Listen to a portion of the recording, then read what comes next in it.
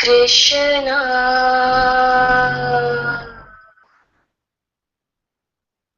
Krishna, Krishna, Jai Jai, Hare Rama,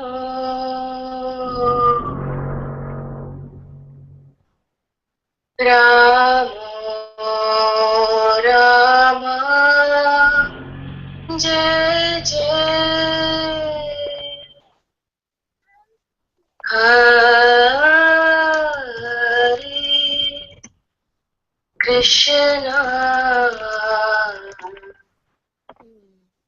Krishna, Krishna, Jai Jai, Hare Rama, Rama, Rama, Jai Jai, Hare Krishna, Krishna, Krishna, Jai Jai, Hare Rama, Rama, Rama, Jai Jai, Hare Krishna, Krishna, Krishna, Jai Jai, Hare Rama,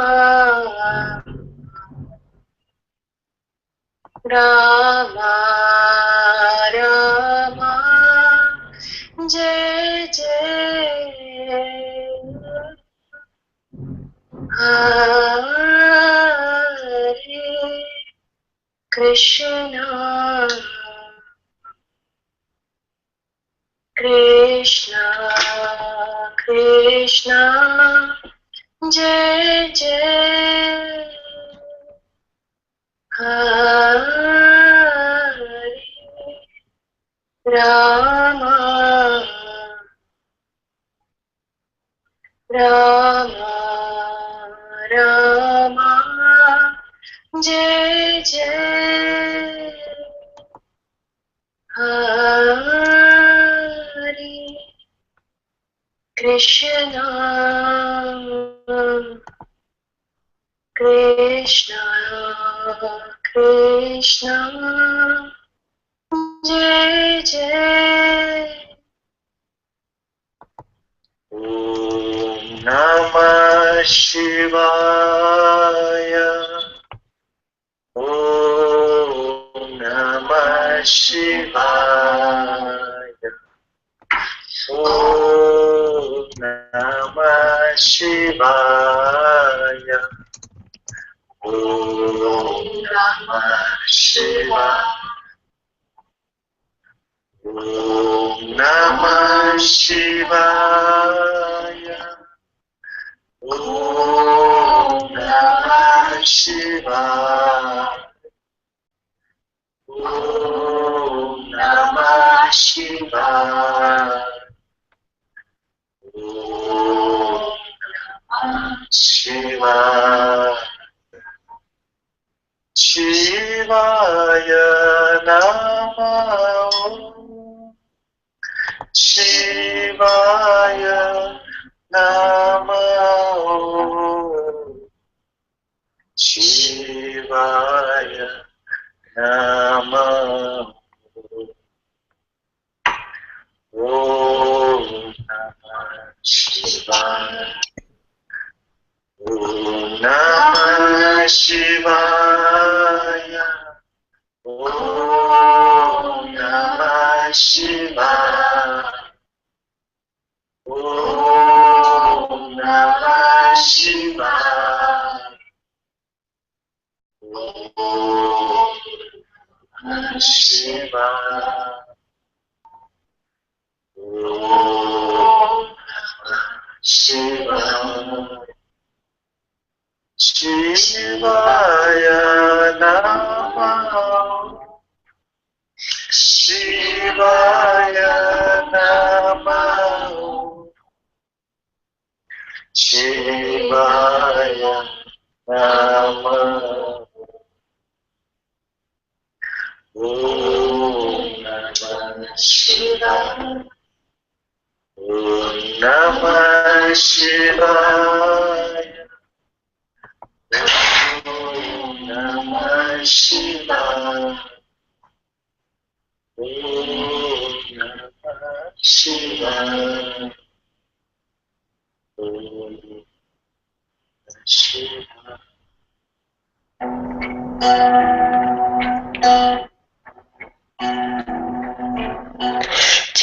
Jema, Jema, Jayanandema,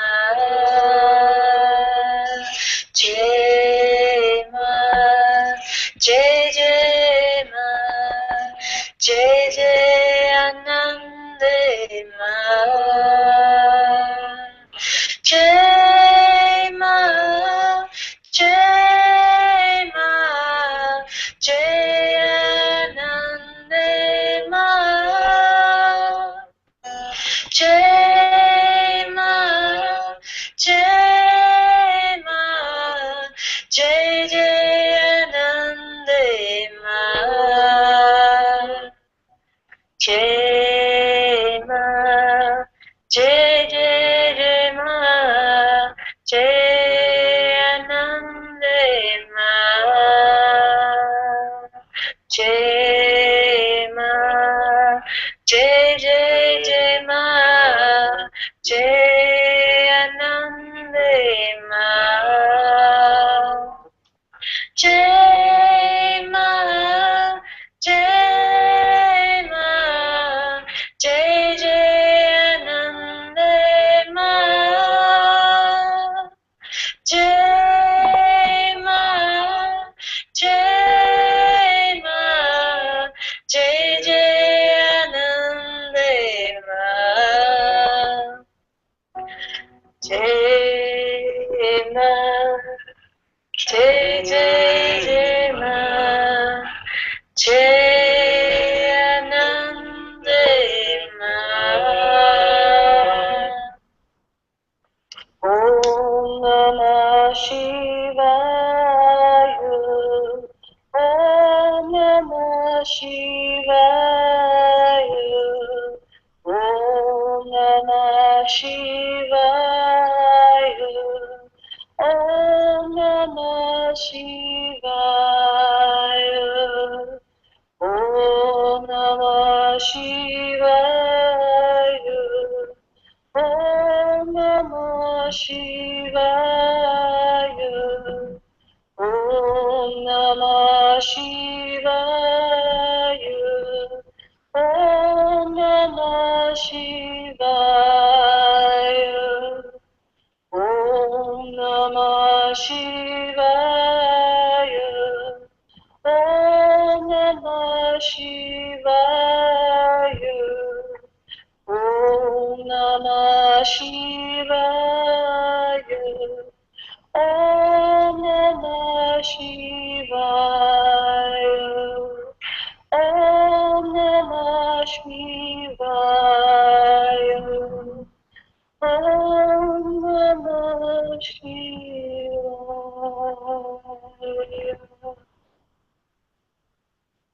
Guru Ma.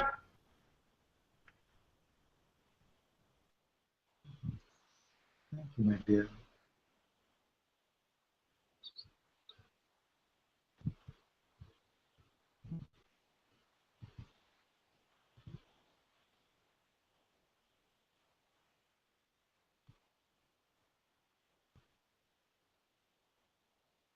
Namaste everyone. Very warm welcome to Satsang today. Satguru Shri Mujiji ki Jai.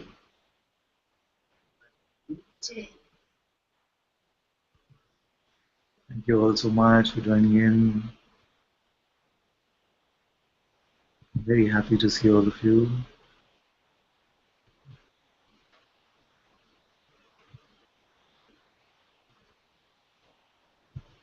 If you're in the Hangout, the way to ask questions is to unmute your mic. And if you're on the YouTube chat, you can type your questions there.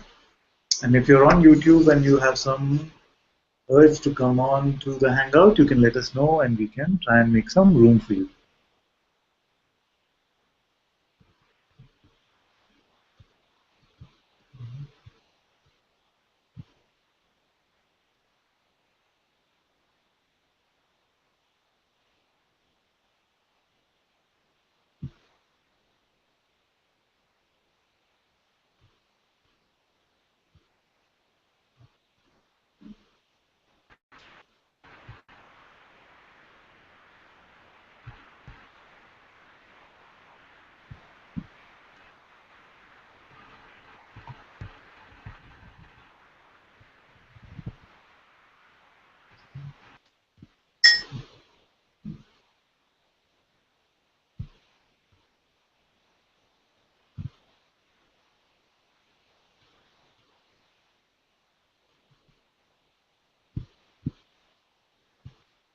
Prakash says, Sir, Papaji said drop your search.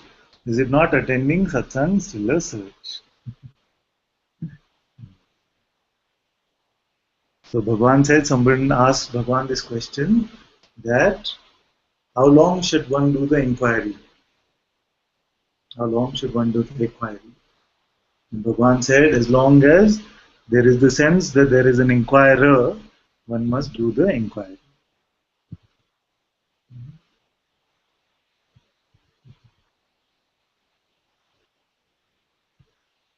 You must also remember that in satsang, we are not answering the question.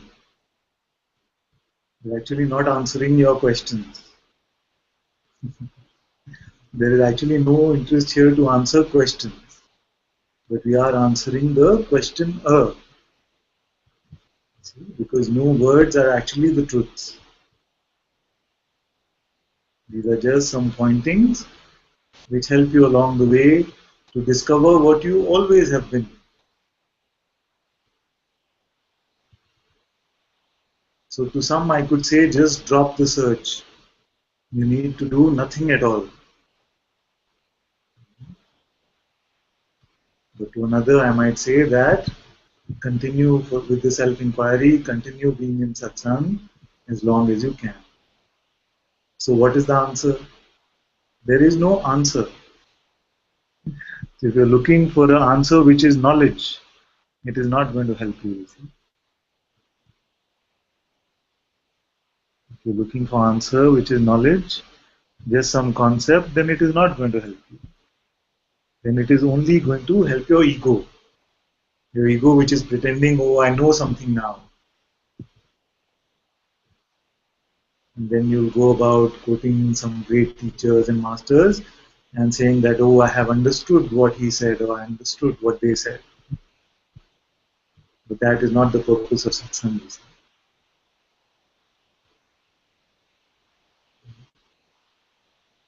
Satsang, we just use the words here just as a starting point to the conversation.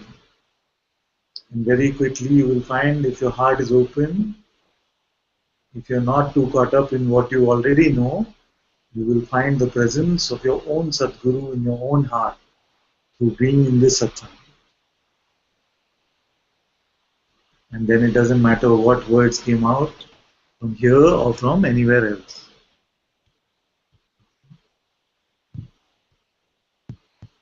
Mujiji also says that don't make tattoos out of any words that I say. Why does he say this? Because he knows there is a tendency in the mind to cling on to some mental concept, to some words. And who does this help?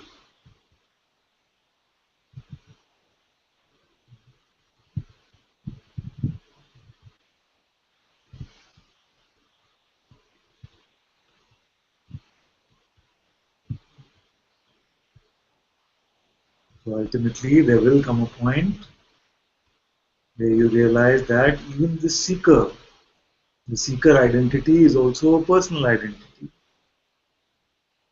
And even this seeker identity will be God.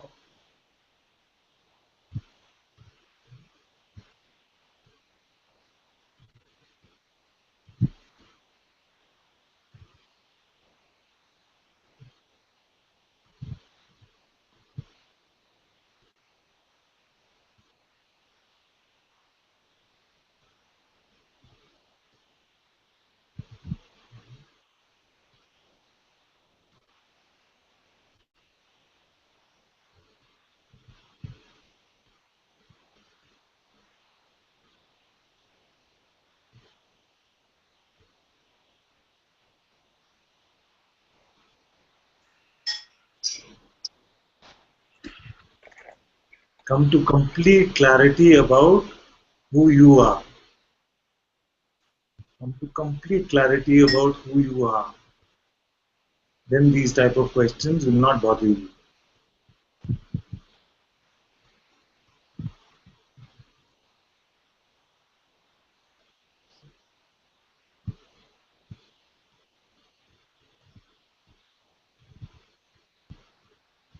Just don't be stuck with some words that you heard. If they're useful, if you find some space, if you find some peace, if you find love and joy, then you can hold these words. But if you feel that, oh, now I've got a weapon with which now I can start attacking everyone, oh, these silly people, they're still in satsang. But didn't Papaji say? Didn't Papaji say to drop the search?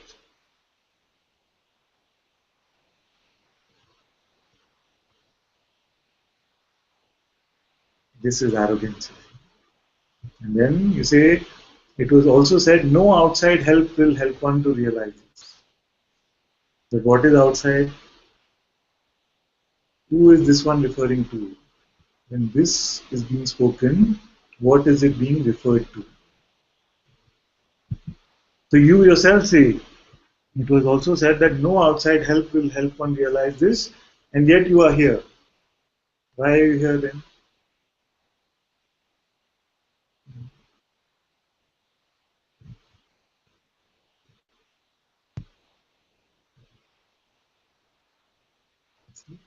So then don't let anything, these sometimes can seem very juicy, and they can seem like now you have this sword with which you can feel special. So drop all of these concepts and introduce yourself to true you. And if your aroma smells of the self, then very much no satsang required for you. And if it doesn't smell of the self, and even if you choose not to be here, then life itself is satsang, you see. You cannot avoid.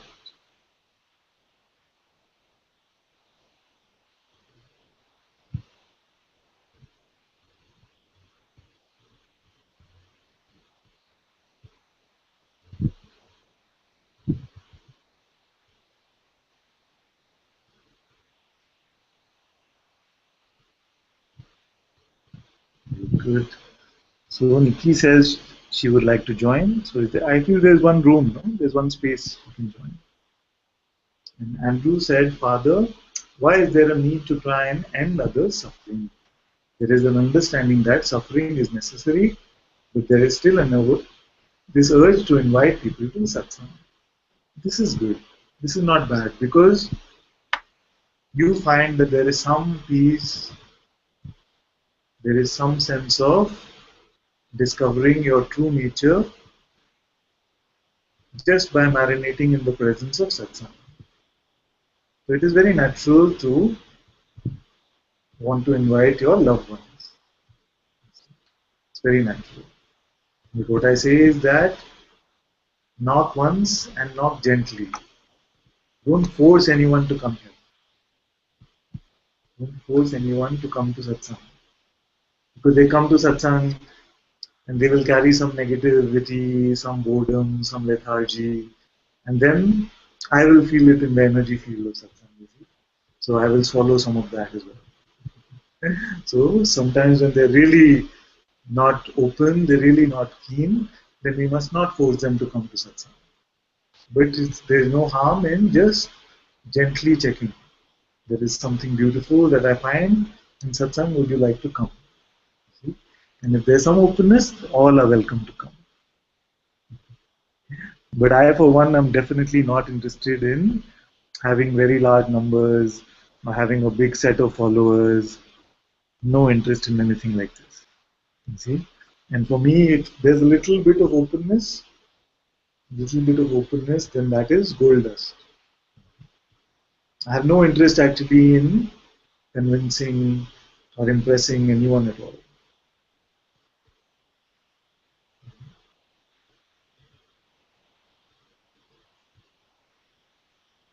And then you say, this is the problem, Father. You see? So this intent is very good. I want to free everyone from their suffering. So first, what is the best thing we can do is discover who we are. So that at least we can say that I have lost the ability to suffer. Before we want to give the gift to others, can we say this about ourselves? Can we say that I have lost the ability to suffer? And then what will happen? In your presence, in your own presence, everyone will be blessed by your own presence. And they will feel in their heart, they will know in their heart that this one is not deluded. This one is free from suffering. And if this openness is there, if they want to be free from their own suffering, then they will come to satsang. Many times we believe that others want to be free from their suffering, but actually they're enjoying their suffering a lot. See, it becomes a comfort zone for many. And without their suffering, they don't know what to do. That's why they're truly not open. You see, nobody will say this. Very few will say this. But for many, and you know, if you look, you will find that there are many. And you tell them that there is no need to suffer, they attack you back. Because they're so attached to their suffering. So you knock gently, and if you find there is a willingness to open the door, then you walk in. You don't have to try and break the door down. You don't have to convince anyone. Did you wash your hands like I asked you to? Life is taking care of all of this.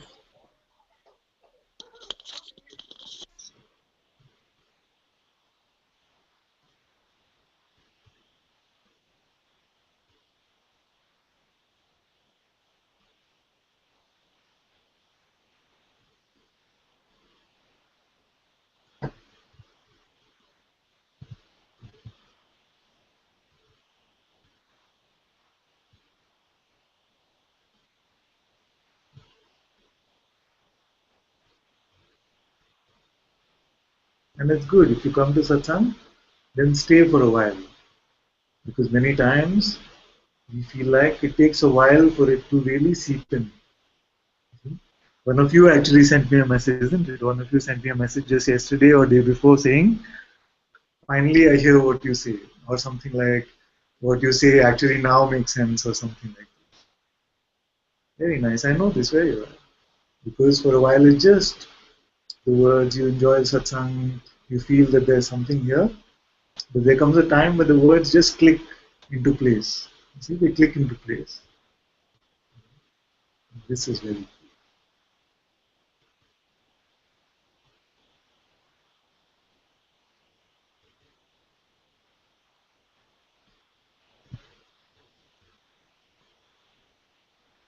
And Andrew says, their question is, how will I live my life?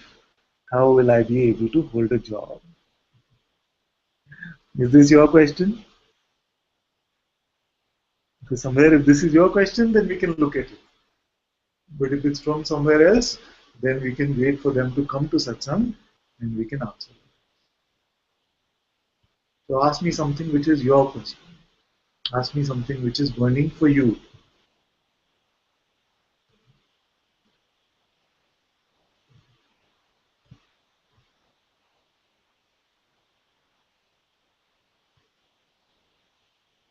Because you never know when we meet, you see. Many times it feels like in the satsang you could be saying, oh, this is so beautiful, I'm going to come every day. And then it seems like something happens. And I don't see you for a long time. It can seem like this, isn't it? It happens to many of us.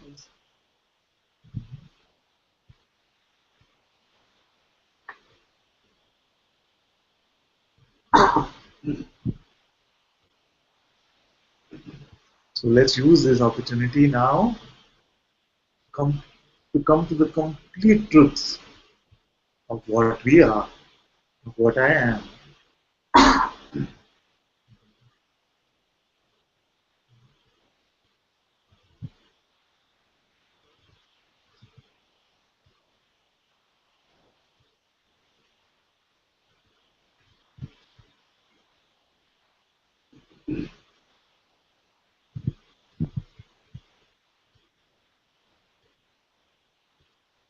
And you must remember that satsang sometimes feels very good, and on many other times it feels terrible.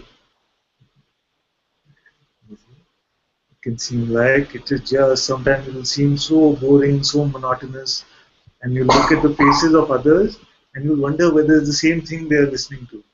You know? Because they will be seem to be so blissed out and happy, and you wonder what is going on. So sometimes it is smooth sailing, sometimes it seems like the road is completely clear and easy, and sometimes a lot of potholes, a lot of Indian roads.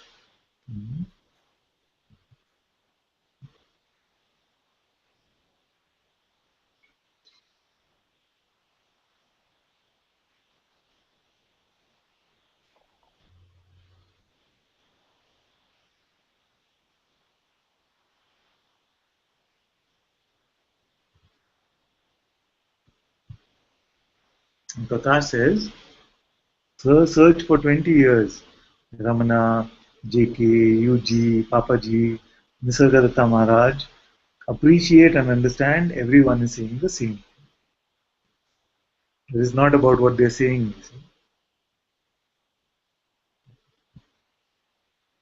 It's not about what they're saying.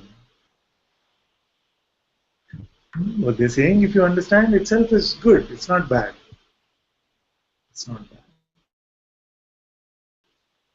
But their presence, their words are pointing you to what you are.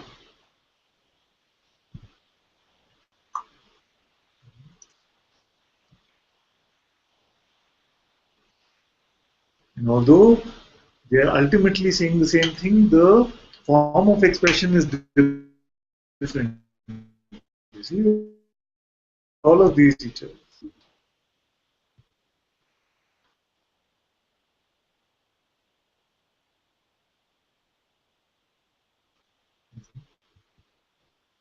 It's really not about the content of the word.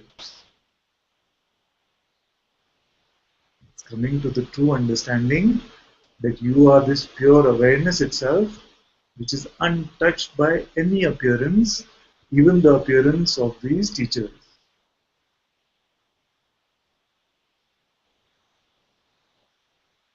Until this is completely clear, then you will just play with words. You just have some wonderful wordplay, but it means nothing. You see.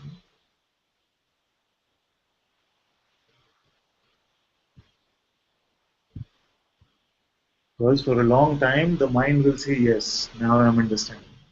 Now I understand more and more. I've understood just a little bit more. And then it says, yes, yes, I've really understood. But still the mind is.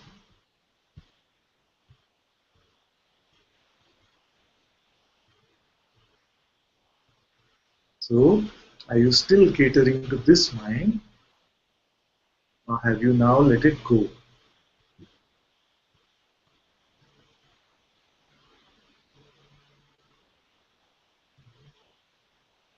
Are you just in this to know something, to figure this out,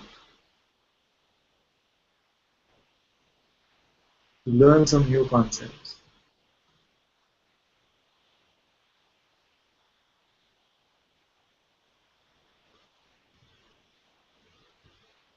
more and more concepts will not help you. See?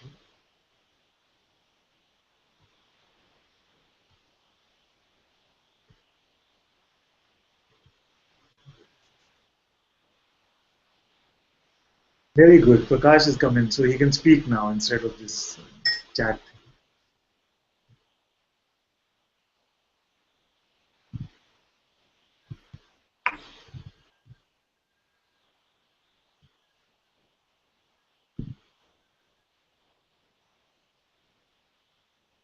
Can you try speaking, my dear?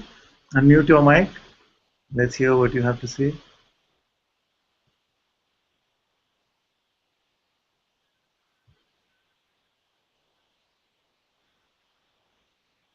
No, not able to hear. Is this volume all right?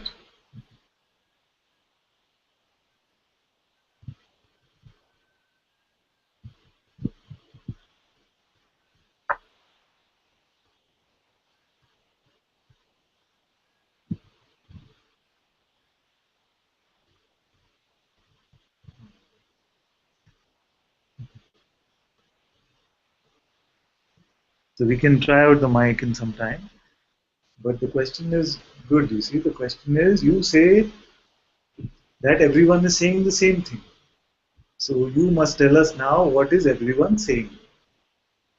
If you're all saying the same thing, then can you tell us what is it that all these great masters are saying?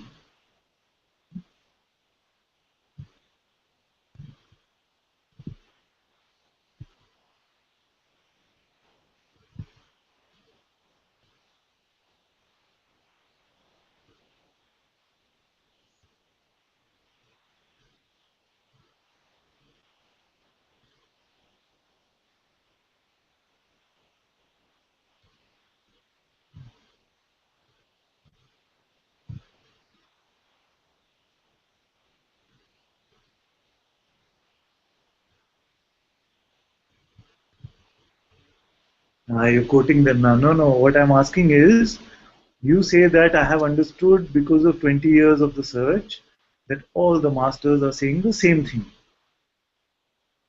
You see? So now you must tell us what you have understood from what all of them are saying. So what is it that they are saying? Is it just that they're saying drop your search? Then most of the world is free, you see, because most of the world is not searching. Out of the 7 billion population, how many were seekers, spiritual seekers? Very few. Then can we say that most of humanity is free? It's just the poor spiritual seekers who are bound. It must be like this. So don't quote now. You say that I have been on the path for 20 years and I have understood that they're all saying the same thing. So can you tell us what is the root of what they are saying? What is it that you have understood in 20 years of your search?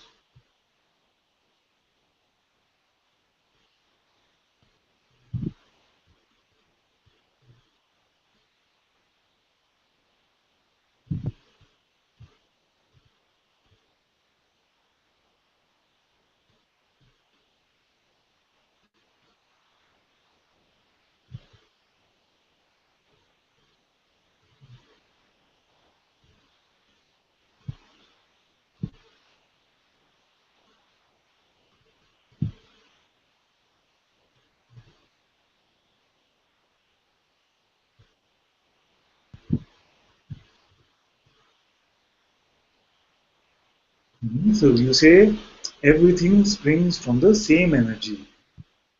You say everything springs from the same energy. And where are you in relation to this energy? Are you an object which appears from this energy, or are you something else? Are you just another appearance, or are you something else?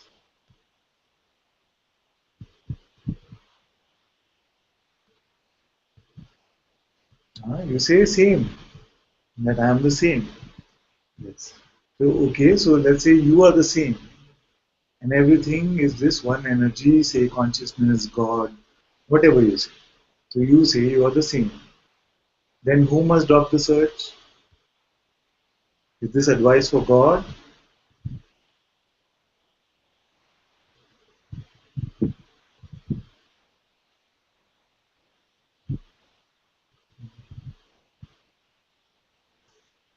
Then you say, I don't know, sir. This I don't know is very good.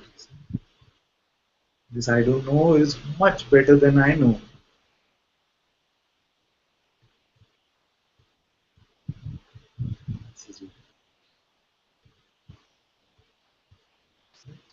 Because it is this consciousness itself which has the power to pretend. It is consciousness which pretends to be a spiritual seeker, it pretends to be all the other identities, and through belief and thought, through this power of pretense, it pretends now to be playing this role of seeker. You see? So then, when it is seen that this seeker identity seems to be the only troublesome one left, then the master will say, even this seeker you must drop. Drop the search now. See? Because you have discovered what you are is the pure witness of even the emergence and the disappearance of this play of consciousness. Even the presence of I am and the absence of I am, you are the witness of it. And when you have made this discovery, then even this seeker identity will not be relevant for you. But because it seems to have become a habit, then the master says, you must drop the search also now.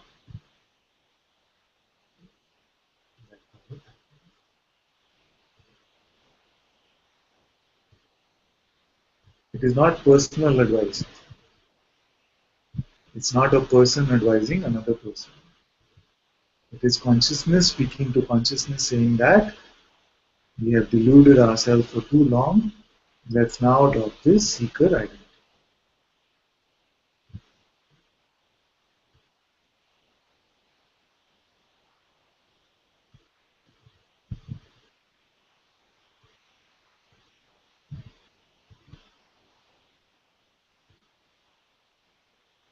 Okay, there are some questions. Andrew says, Father, the question, can the perceiver be perceived, has been arising lately. When I inquire, nothing can be found. The sense of perceiving awareness is there. So this itself, already very beautiful.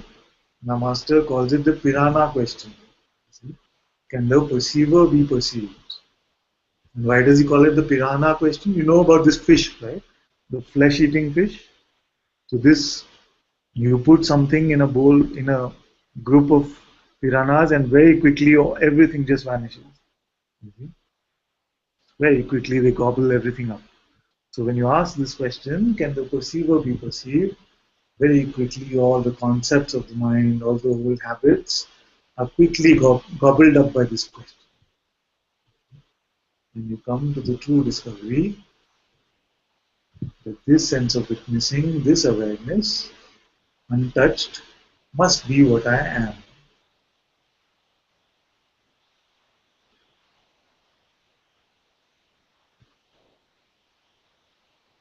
So when I ask you the question, are you aware now?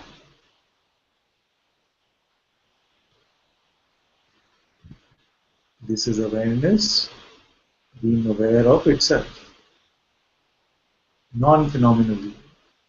No experience happened. Even if some experiences happen, they are just the byproducts of this question.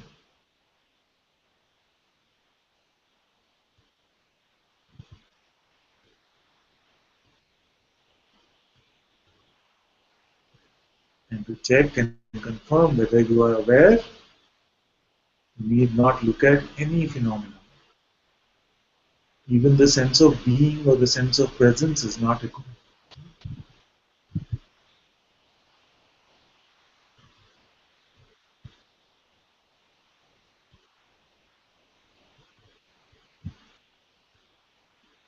This is your unchanging nature.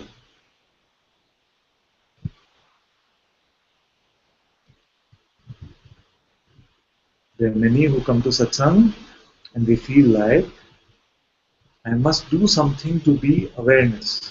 See, because they hear that you are this awareness. And sometimes you get a glimpse of this awareness. And then you say, I must keep that state. But actually, you cannot become anything else. That's why I ask you, can you turn off this witnessing? Can you become unaware right now?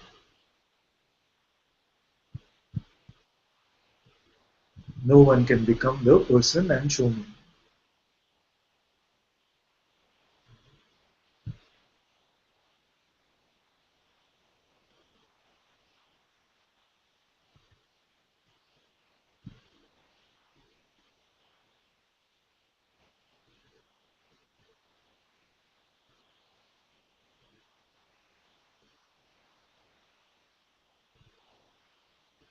All of you see this one?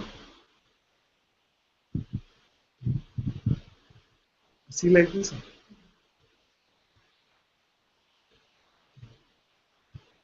You can say, because unless you come and say, then I will not know. I will just presume that you are digesting these words. So if it's not making sense, just stop me and say, yes, I get this question, Ananta, but what is this? It's not really, what's the connection with the truth? Why do you emphasize on this question so much? Are you aware now? So any of you feeling like this, that I don't get what you're asking, you can expose, and there's no trouble in this. I'm very happy to repeat and take you through it. We're still very small Sangha. I don't mind walking with each of you individually and inquiring with you together.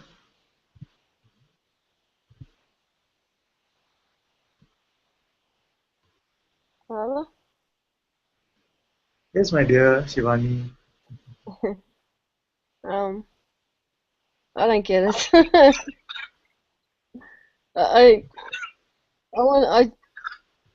for me, I just really want to go back to basics Yes, because I don't know. I don't really even know if I get any of it. this is very good. Very good. Basics is all that is needed. If at all there is anything needed, it is only these basic questions. So you feel that there is some trouble with this question, or it's clear?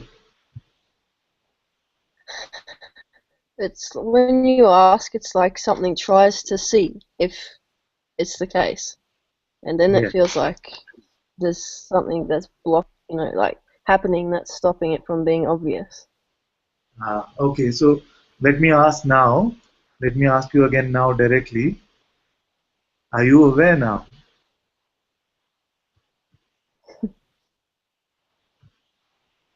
Yeah. It's yes, like a yes comes automatically, but then there's this thing like, but how do I actually know this? How But, do I know this? I don't know how I know it. but when the yes comes, doesn't it Yeah, seem like it is obvious? Or does it seem like it's just a lie or some concept? it's like it's obvious, but it's so quick that the mind comes in and says, or tries to figure it out. It's like it doesn't. It's I don't know. This It's is good. This is good because the mind will never see the answer to this question. mm, The mind will never get the answer to this question. it's obvious, but the mind just keeps coming in. Yes, because the mind is now agitated because it doesn't know what to do with this, you see. Yeah, Because now we are talking about a realm which is prior to mind. it's actually here. It feels like that Yes. everything makes the mind more agitated. It's like the more satsang and the more that things Yes. open up, the Yes. more agitated it is. Yes. And it will. So we cannot worry about what the mind is doing. Because I cannot convince your mind, nobody can change your mind.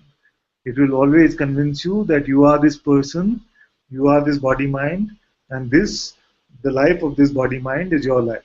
That is the job of the mind. It's the thing that's happening is that there's this concern about it doing that. There's this focus and attention going like, why won't this stop? Why won't this mind just shut up? Yes, and that is also the mind, you see. So it's playing this trick with you. So it's dancing, and then it's saying, why won't this dance stop? It is a part of the same dance. So keep both these voices aside.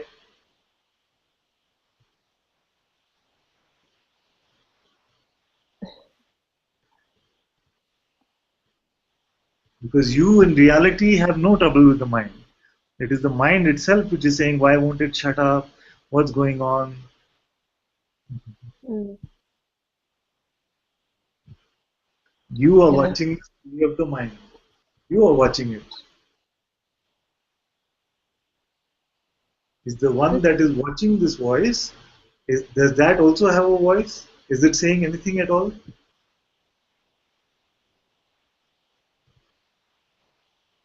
No. It just seems like the attention's in the mind all the time. Yes. But this is not bad because you already said that even if attention is to the mind, it cannot cause trouble unless you give it your belief. Yeah. I don't know what's So, going on. I feel like there's. I feel like I don't know. I feel like there's a heck of a lot more space, but at the yeah, same time, it's like the mind is going crazy and it won't. And it's so annoying. It's like it's gotten worse in some yes. way. But worse for But who? Who is this mind annoying?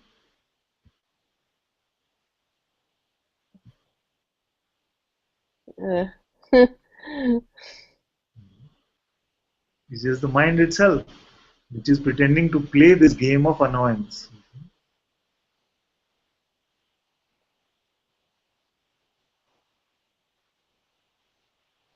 that's what's happening.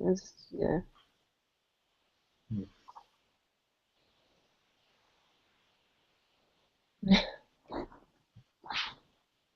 I don't know. Oh, I just want to expose everything. I don't know what's going on. There's just a really big thing of just wanting it to stop. Yeah, so let's look at this one who wants it to stop. Is it not just the same voice? Just pretending to be the one who's closer to you and saying, this mind should stop now. Only the mind has trouble with the mind.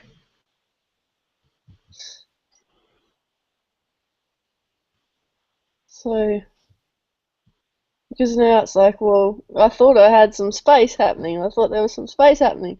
And now it's like, well, so this one is actually not space. This is actually the same thing. So there's no space. Space actually has nothing to do with the mind. Well, I just mean like spaces Which in space normally, yeah, depends on which normally, space. Yeah. well, here, normally the experience is continuous noise. Continuous. And it has been like quiet. Okay, so let's look at it together. You say that there is continuous noise.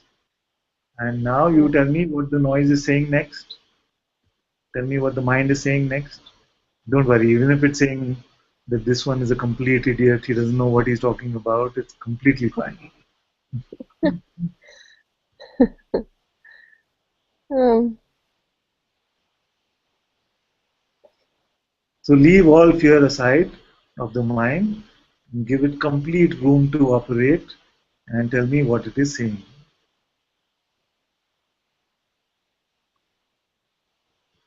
it's just saying it's easy and you should get it and hurry up. So It's now like, you can let this one go or no? um, Doesn't feel like it, no. So it's saying, you must get it now. It's been more than a year. You've been coming to Satsang, Hangout every day. Everyone else is shining so much and they're smiling, and you just don't get it. It's because there feels like, okay, I will tell you what's happening. It feels like there's something's opening up. It feels like things aren't as, this, I don't know how to explain it, but it just feels like something is opening up, and it's like, hurry up. Why does it have to be so slow, It feels like, I don't know. Whatever is opening or closing, you must be there before that to be aware of it. So don't keep looking for some experience or a state to come, because any state that can come will go. What we are talking about is not a state. So have no expectation about something opening or closing also. I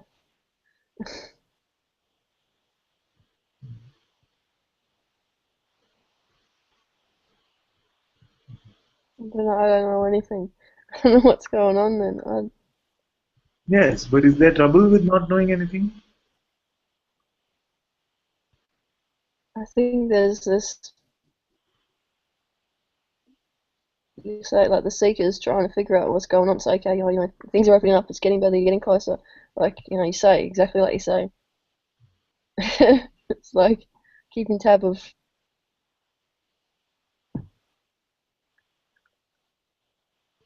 yeah.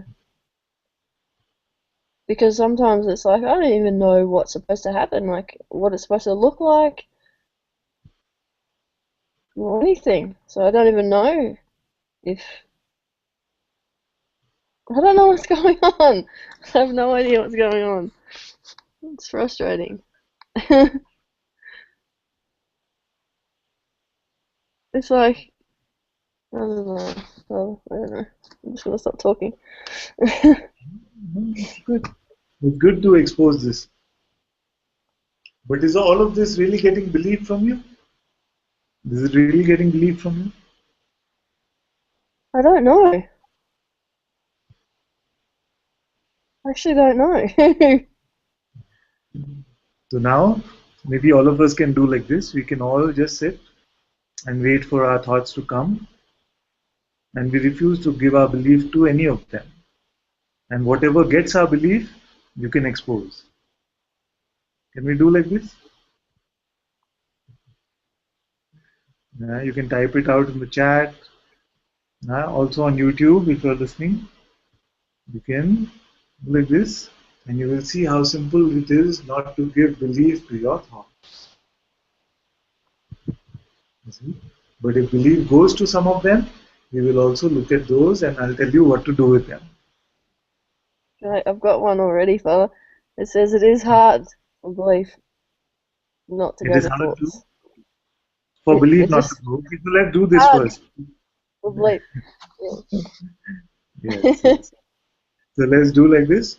So starting now, we will not believe any of our thoughts while being completely open to any thoughts coming. So we're not trying to keep our attention away from any thoughts. You leave your attention completely free. Yes? Completely open to all thoughts. And the ones that get your belief, you write them down in the chat. And then we will look at them. So 1, 2, 3, start.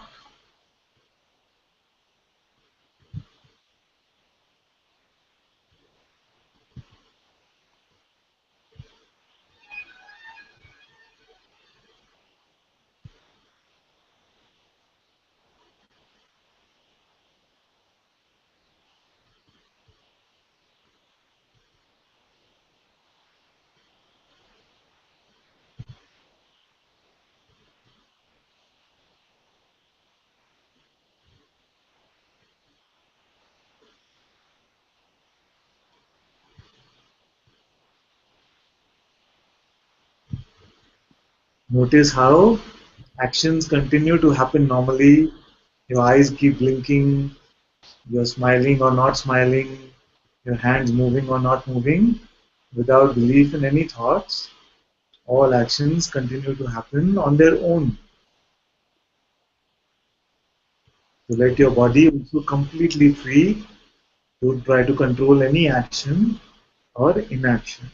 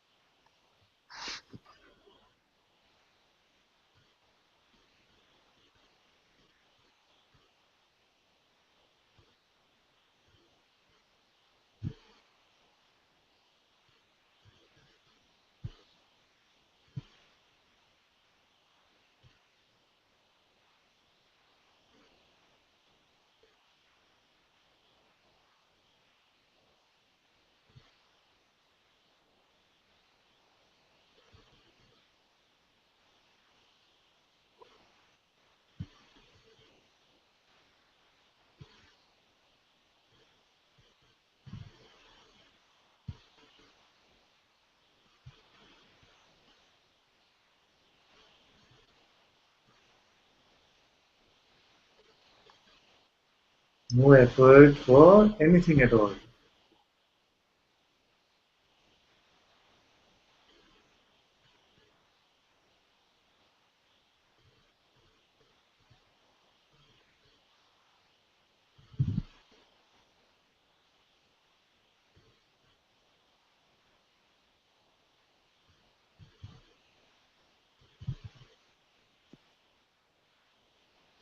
No non-effort also.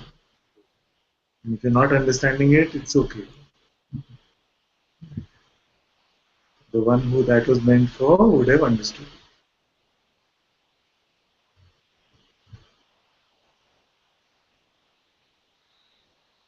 Just let everything go free.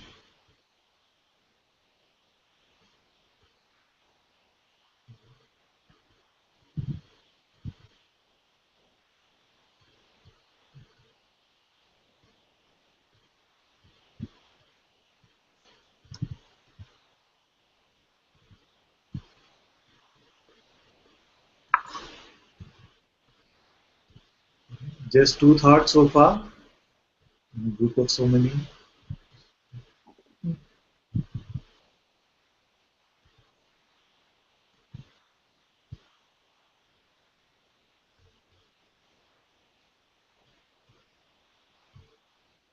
Let all thoughts come.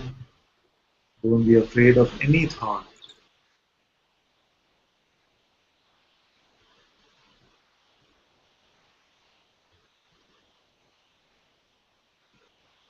Three thoughts now,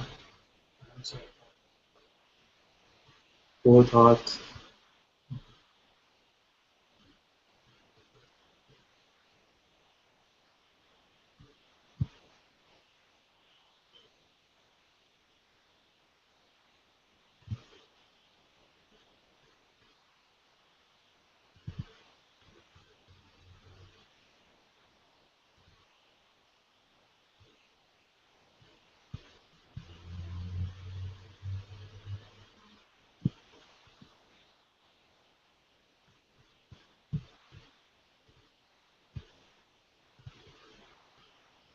Everything is allowed to come and go.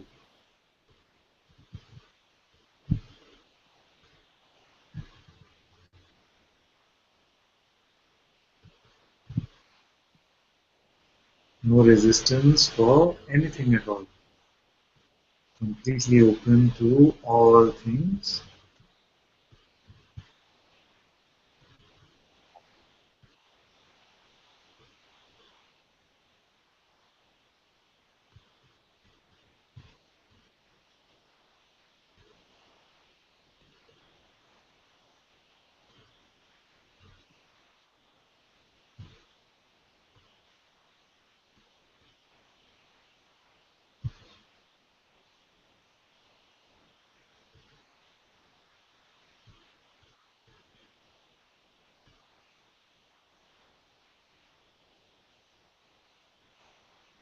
Even if feelings are coming, let the feelings come and go.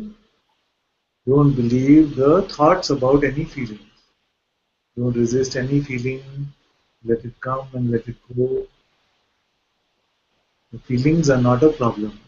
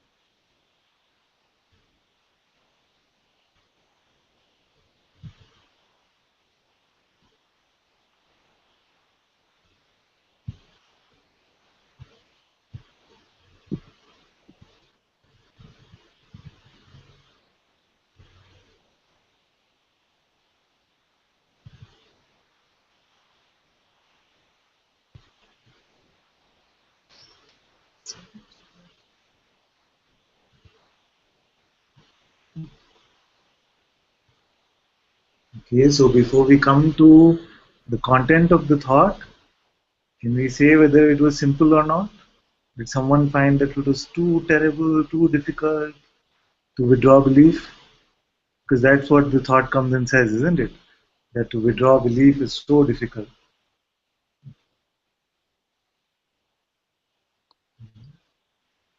How many of you felt, maybe we can raise our hands or something, felt it was very difficult to not believe?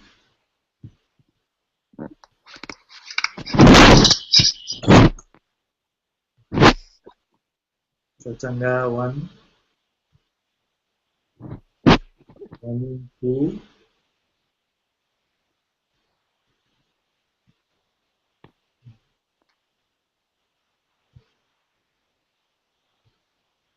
And you feel like it is almost impossible not to believe this thought. Is that how it feels? This thought that I cannot withdraw belief from my thoughts. It just seems to happen, Father. Just there's a sense that it's being believed. You have to speak up a little bit, my dear. I can't hear you anymore. Sorry.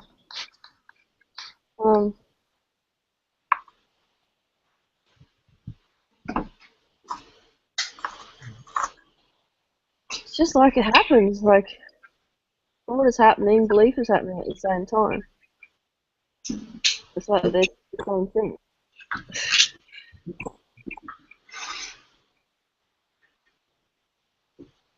That's where the frustration seems to come from. Is when is this going to stop? When is belief going to stop going to this thought?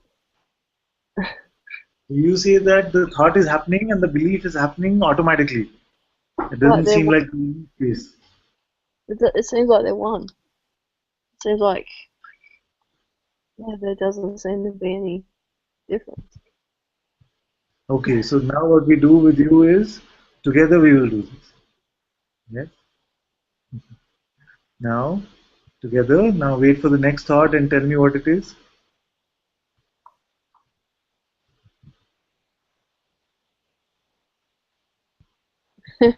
They don't come here. No,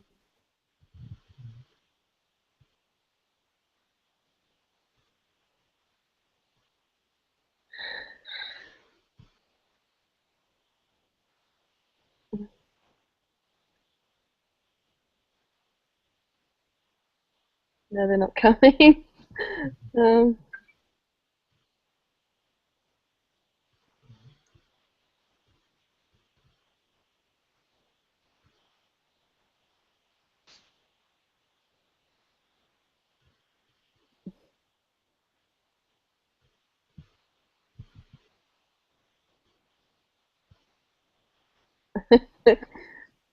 Sorry, Father, they're not coming now. Good.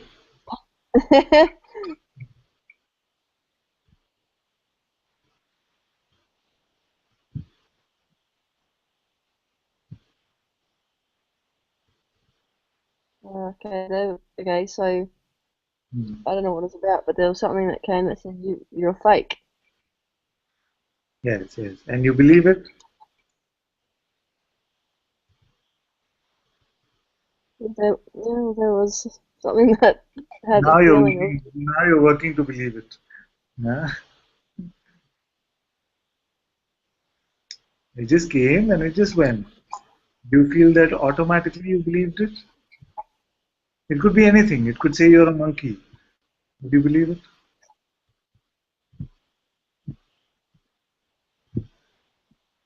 It's I don't know. It's not like at the minute, at the time that it happens, it's believed. It passes like it does. But while it's there, it's believed.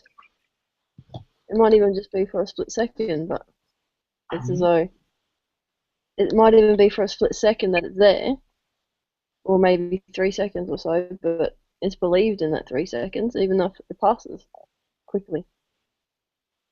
Because there was a feeling, it came, and then there was a feeling I'm a fake, and then it passed. Like I'm not sitting here now thinking I'm a fake, feeling like a fake. It came and went, that feeling and that thought. Okay, so are you saying that belief is also going momentarily and then is coming back? Is that what you're saying? It's coming back. What do you mean by coming back? In the It's sense it's withdrawn or it's no longer troublesome. yeah. It seems to be that belief is there as the thought is there, and if the thought passes slowly or quickly, the belief passes, with the thought. Okay, let's do one more. Let's do one more.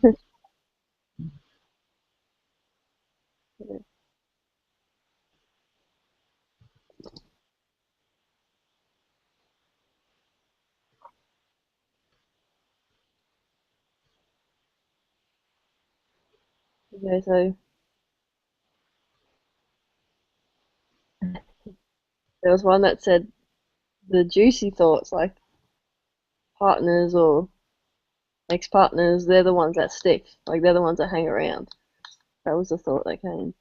Yeah, so this came and it went, Yeah. and now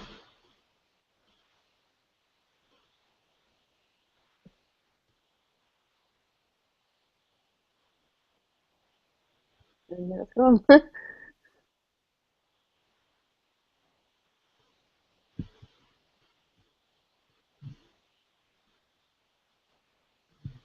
So,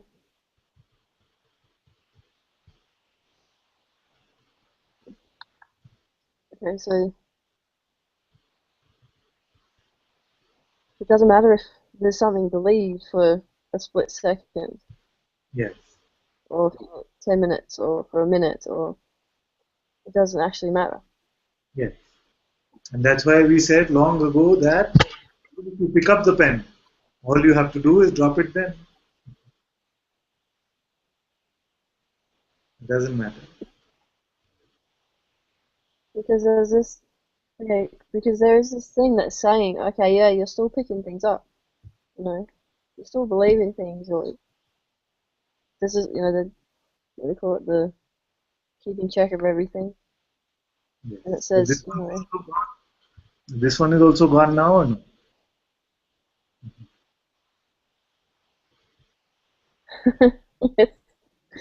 Don't keep it in your bag. Don't keep it in your handbag. Just let them come and let them go. It's very simple.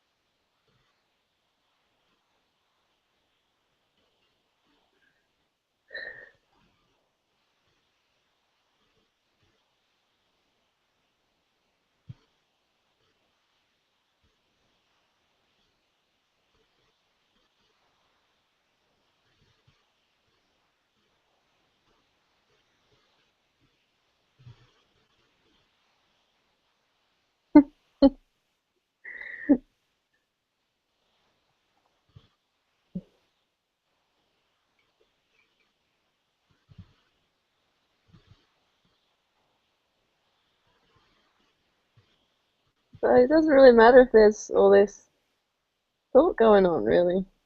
Yes.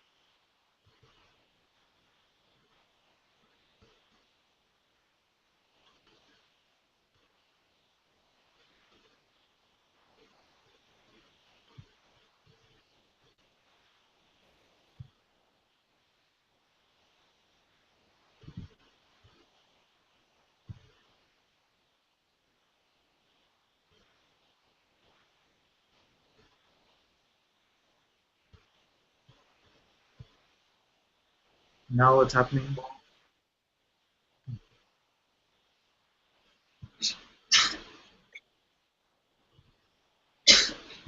Well,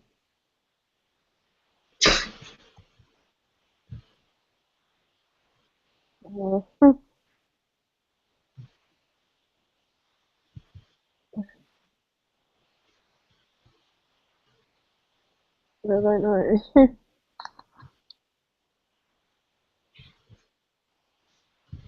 Now sometimes a thought can come for some of you that this is too simple. It cannot be this. But this is your natural state. You allow all to come and to go. Thoughts, emotions, breaths, memories, imagination, everything is given space, and you are an infinite space, more than infinite also. You are that in which the concept of infinity is born. For you, there is no concept of infinity. There is no concept of limitation. You are that in which all this can be allowed to come and dance and to play and to go. No appearance can actually touch you in any way.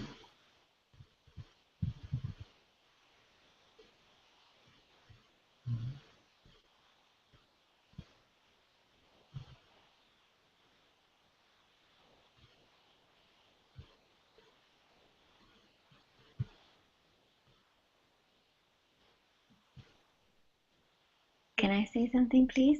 Yes, my dear. Um, I find it was hard. I still find it hard to not believe this thought because it feels like, okay, the sensation I have is of a headache and being tired, and then there's a thought, and it's like I cannot not believe it, and then it feels like, okay, it's not going. It's that those sensations are. It feels like they're here. They're still here. So it and then the thoughts just recurring. I'm tired. I'm tired. I'm tired, and Yes. So this is good you reminded me, because I promised that I would tell you what to do with the thoughts which still get belief. And you will find that most are now just coming and going, but the ones that seem to get picked up are about the one or two main identities which you still seem to be carrying. So these one or two main identities, it could be spiritual seeker identity, it could be parent identity, it could be the body identity, something like this. For all of you will be different depending on which identity still seems to be strong. So when you find now that most of the thoughts now are coming and going, but only thoughts about this identity seem to remain, then use this identity as fuel for your self-inquiry. See? So when it is a thought about being a parent, then you say, who is the parent here? Is it the body which is the parent? No, it seems like there's a person because the body seems unconcerned even with the children. Isn't it? So there must be the sense of a person here who is the parent. So can we find this parent? And in this inquiry, you will see that there is no entity which is the parent. The parent was just imagined.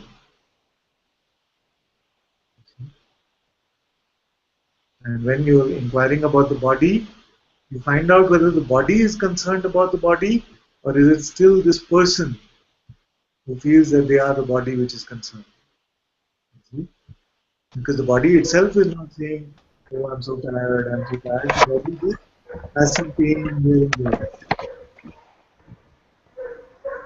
In this way, these identities, which still seem to get belief from you, can be used as fodder for your self-inquiry. And in this way, this is also grace. So the body feeling tired is because it feels like it really feels tired. I see that it's the thought that says it's tired, but the So there's feeling is so convincing. a feeling of tiredness, and there could be a feeling of anger, there could be a feeling of joy. These are just feelings, you see. They are appearing, and these feelings are there. But you, we did this earlier also, but are you really touched by any feeling which is appearing and disappearing? So in the same way that other feelings you are not touched by, even with the feeling of dullness or tiredness or pain in the body, you can see that it is just pulsating in this space of what I am. And this space actually is untouched by even this. The witnessing, can you tell me if the witnessing is touched by any feeling? Is the witnessing saying I'm tired? Can the witnessing become tired? So are you the witnessing or are you the feeling? And in this way, these thoughts which seem to still get your belief, you can use them to inquire into your true nature. And then we are outsmarting this trickster itself. This trickster is pressing the button and saying, let me send you this because you will get quickly identified. And you, because you are the supreme intelligence, from which even the ego gets its trickery from, use this now and to say, okay, it is saying that I'm not a good parent. So can I find this parent to which it is speaking? Can I find the person who can be a good parent? And you find that all of this is just a play of consciousness itself. And I find no individual parent here.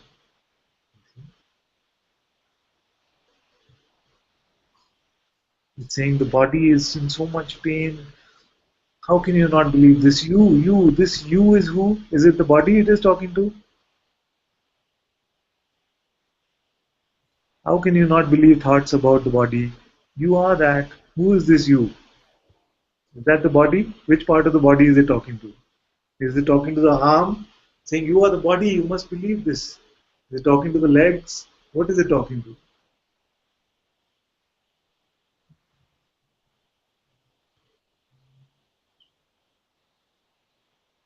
Are you strong enough for a morbid example if I give you one?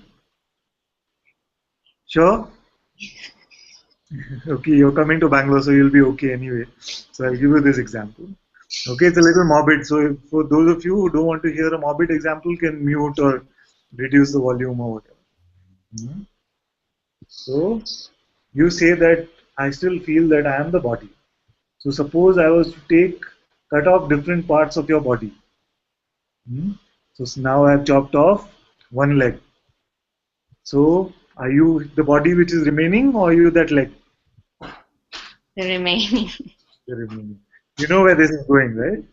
Yeah. And then I chop off the other leg.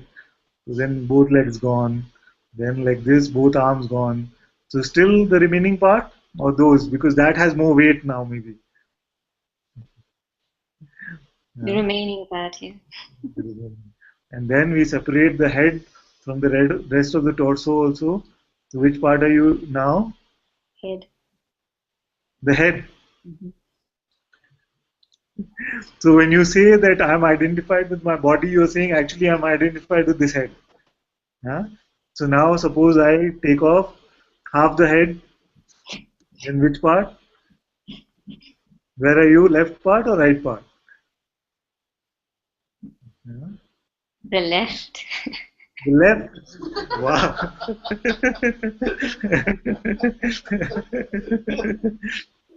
Okay. So now, okay, you're the left part of the head. And if you have a pain in your leg, why are you concerned about it? You see how silly this sounds now like this? It's not possible for you to be the body. Not possible. Okay. So we can say those who have muted the mic can unmute now. I don't know how they will hear this part. I'm sure nobody muted.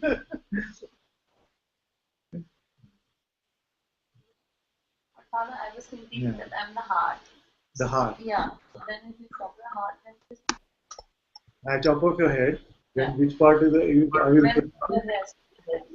Okay. Only now heart is there. Only heart as an organ which is still beating is there, and the rest of the body has been taken away. Yeah? Now you will not be concerned with. Then we separate the head from the rest of the torso. So when you say heart, are you referring to the emotional center heart, or are you referring to the physical organ heart? Because many times there is this confusion. When we say heart, then most of us referring to the emotional center. We're not referring. So many who say, I just follow my heart, are actually talking about the emotional center. But when we say heart in Satsang, we are talking about the seat of intuition, the Satguru himself, the voice of the Satguru, the Spirit, the Holy Spirit. So this heart is different, the emotional heart is different, and the physical organ, the heart is different. So when you refer to yourself as the body, are you referring to the physical organ, the heart, which is pumping? I think so in this example. It seems. Then if you're just this heart, then why would you be concerned about the rest of it? So very quickly we can see in this investigation, okay, I feel like one side I feel like I'm only the left part of my head, another side I feel like I'm this heart which is pumping. Then at least most of the rest of your body concern is gone, right? Let's at least start with that much. But something in you realizing that there's something not right with this, isn't it? I can't be just this. Then who's concerned about my husband, my kids? Is it just this pumping organ? But Father, with regards to the parents, the child has come out from my body, right? Yeah. So that identity is not like I was really struggling with it last Yes, night yes, with this sick. So I am a parent, right? Then It came out from this body, and there are these other seeming bodies which are there. Now, if there was some technology and I could replace the complete body and give them a fresh one, would you be attached to that body that got replaced or this new one? the new one, I guess. The new one, because your son is still there. Your Right. sons are still in the new one. Yeah.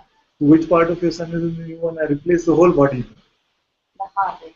Yeah, no, even the heart we replace. So new technology, fresh. No, so not the physical heart, the other part. I think the sense of this being, the sense of the being which is your son is what you are. So what do I do? With this About- attachment. Once you discover that you are not this body and they are not their bodies, you will find that nothing can take them away. You see, they are in so far from you seemingly, but they are right here. isn't it? They're here with you right here. That's why you feel, oh, I'm so attached to them here. Where are your sons now? Are they in somewhere in Pune or they're right with you right now? It seems like they're right here with you. Both physically. Yes, physically it doesn't matter because physically the location will keep changing. But they're right with you in your heart, isn't it? This heart which you're talking about. Not the pumping heart, not the. Then. So if it doesn't matter that they are 200 miles away, how will it matter if they are 5,000 miles away? I have a question which I'll ask after. Yeah. That's now. Yeah, you can. But I have so much. I'm very scared of something happening to them. Yes. Okay. So again, there were some bodies that came out of you. There is not a cell in common between those bodies and the bodies of your sons now. All cells get rechanged, replenished every few years. They're much bigger anyway. Right? So there's not a single cell physically which is the same as those bodies that came out of you. So if you were so attached to those cells, then we should be collecting those cells and keeping them somewhere, isn't it? But we are not bothered. Dead skin is coming out, and we say, "Oh, wash off your hair. Wash off all of this. Cut your hair."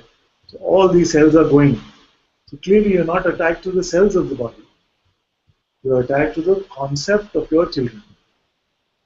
The concept of your children cannot be taken away. But the fear is if something happens to them, there is a physical presence. Yes. And this is a very primal fear. We've spoken about this earlier also, that even animals have this. Okay? Even animals, small goats, will be willing to fight with a lion to save their offspring. Isn't it? So you have many such examples. Even on YouTube, if you were to do a search, you'll find some water buffaloes are fighting with crocodiles and with lions to save their children. So this is very primal. So don't do anything about this one. Let's work on the rest. Okay? Because the mind will immediately say, but you are still attached to your kids, means you're not free. Yeah? Let's not do anything about this one. Be attached to your kids. Completely fine. Right?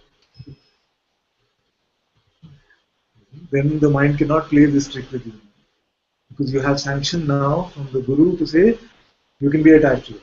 So then the trick itself loses its power.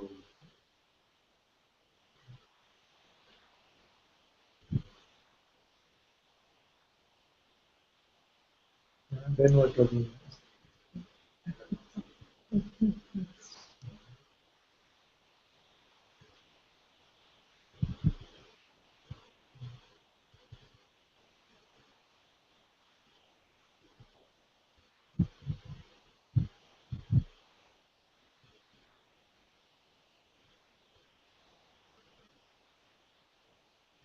Don't go with any picture of what your mind is painting about enlightenment. Mind is made a checklist that lose attachment to children, lose attachment to body, lose attachment to this, then you are free. But I'm saying don't follow the mind about even this. You are free now. In this moment, you cannot show me any bondage. How long are we going to cater to just what the mind is saying about freedom, what the mind is saying about security, what the mind is saying about the world, about our relationships? Enough, no, it doesn't help. We've seen. Only causes trouble. So try it my way. Don't go with its idea about anything at all.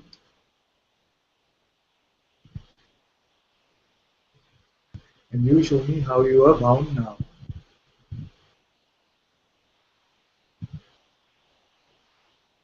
And you'll find that you have to work really hard to answer this question.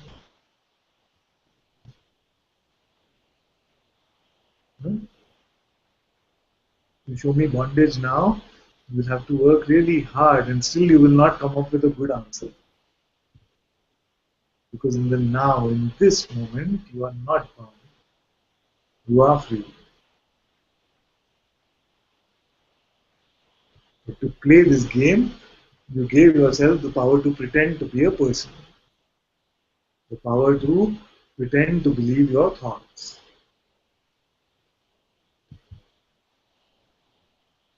All of this is your own game. It's your own Maya.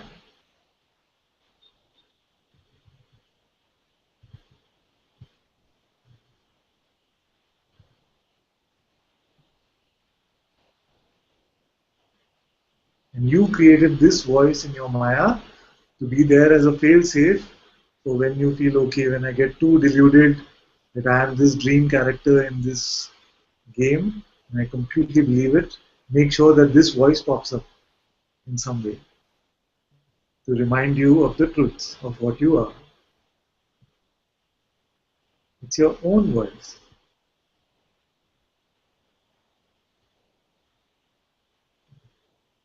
You have recorded this message to remind you of the truth.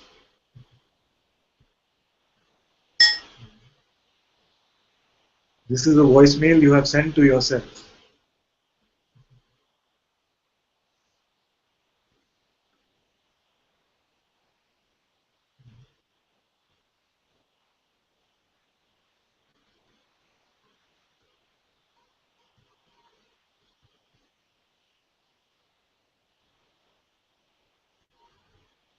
So are you going to believe your own voicemail, or are you going to still believe this tricky game character that you programmed to convince you that you are just this person?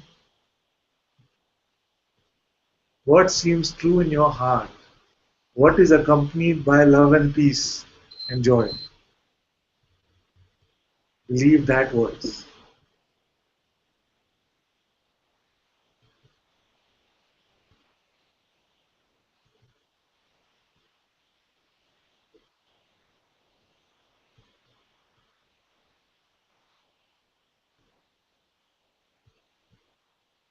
Till there is the sense of personhood, till there is a sense of separation, there is also the seeming choice.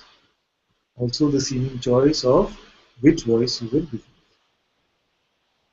Will you go along with this voice in your heads, or will you listen to the voice in your heart?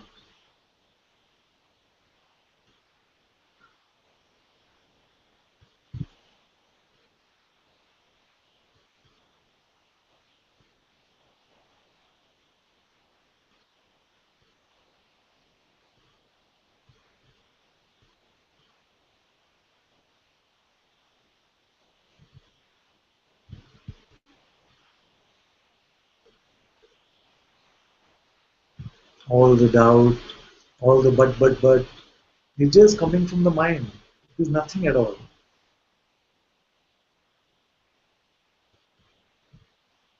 The mind will play all sorts of tricks with you. It will try to convince you that you are special, or it will try to convince you that you have not understood anything.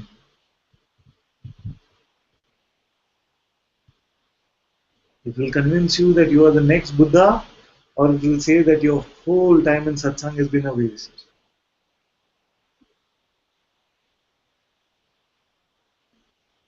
But it will never bring you to the neutrality, the pure space, the pure witnessing, which the voice of your own Satguru is pointing towards. For the mind, it is always this way or the other way. It's always at the ends of the pendulum, you see. It's never nothing. It's never neutral.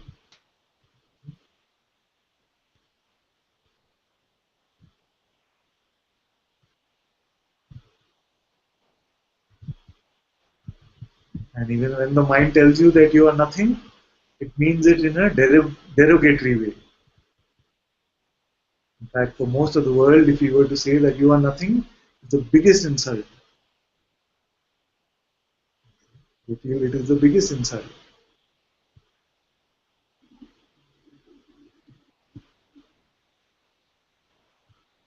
But you are not a nothing, like a negative nothing. You are the no thing from which all things emerge and dissolve back into. That no thing you are. And that no thing, no mind can understand. So if you're still working hard to make this a mental understanding, it is not going to happen. All that will happen is that you will pick up some mental concepts which are not helpful.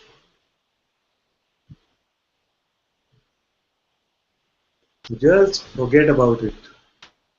Forget about everything that the mind is saying and stay here with me in your heart.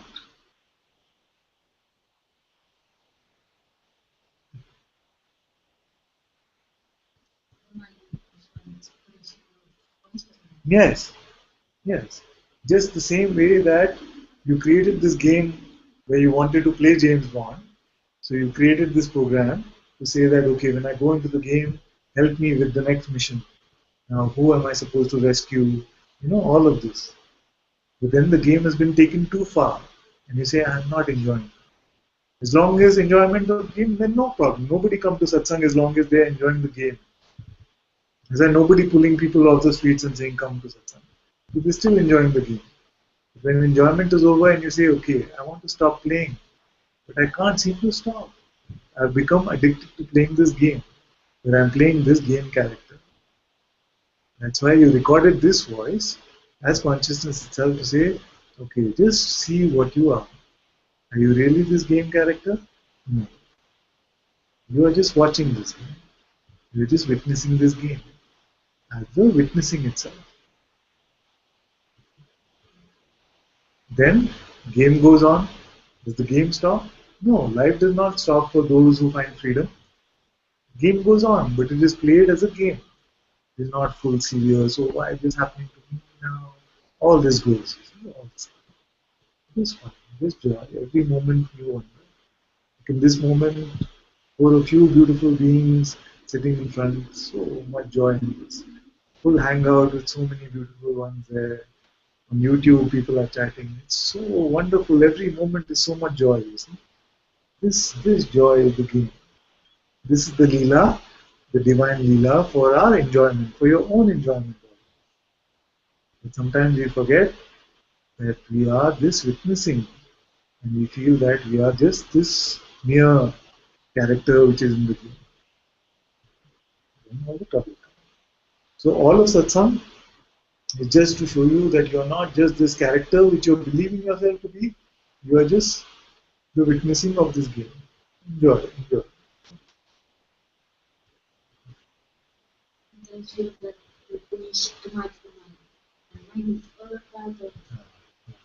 But the mind, you see, but I never say the mind hears it like this. I say give complete freedom to mind. Let all come and let all go. That's what I. Yes, yes. Let all come. Let the mind come and go. You see? But don't give it your belief, because in believing it, you are believing that you are only the character. And why you come to satsang? Because you are tired of playing the dream character. So the mind will say, oh, now you punish the mind too much. I'm your friend. But the mind is not your friend, not yet. It says this is the mind itself which can be tricky like this. So you have to be very careful. Be completely open to the mind. Nobody is saying that we must kill the mind. I never say we must kill the mind. Let the mind come, let it be free. Just don't say that it is me. Don't say it is I. That is not punishing. To say that it is not I, and I am that which is watching the play of mind also, is not punishing, it's just the truth.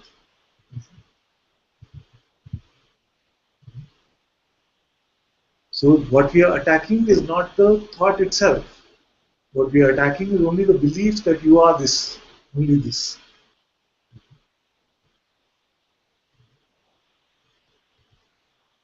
Little bit this chopping is needed. Otherwise, very easily it can then again trap you. In the movie The Matrix, you've seen the movie Matrix? There's this character which says, I know all of this is Matrix. I know it's all the Matrix. But still I enjoy too much this, this food and this wine. It's too nice. And what is this? Does this one come to the end of their suffering? No, it doesn't. They're still living in delusion. So it is important to see that I am not the content of the Matrix. I am the witness of it. Once this is seen, then all can go on. All enjoyment can go on. We have lots of fun. We spent last day and a half with Guruji in Delhi. We had lots of fun. We went to Chinese restaurant. We went shopping. Very nice. No trouble.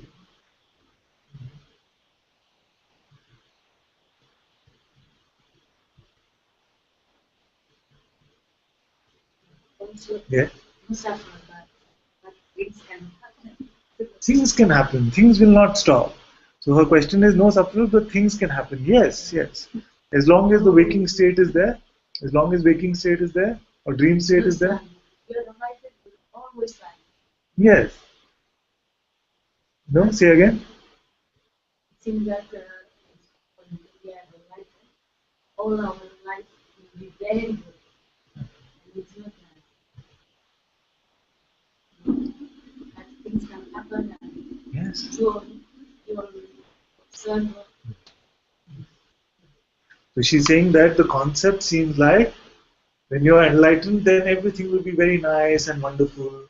But the thing is that many things can happen, even things which are not so good. Yes. All appearances can come. All appearances can come. But they don't have that bite. They don't have the ability to make you suffer more than momentarily. Some suffering can come. Grief is also allowed to come. Grief also allowed to come. All is allowed. But you see, nothing seems to stick for too long. It's like Guruji also likes to say that when I'm irritated with someone, I want them to come fast. So then I can shout at them then. Because in 5 minutes the irritation will all be gone. There's nothing to hold on to. Anger can come. So resentment is very difficult. Very difficult. You know resentment? So anger can come momentarily. Yeah? 5 minutes later, no?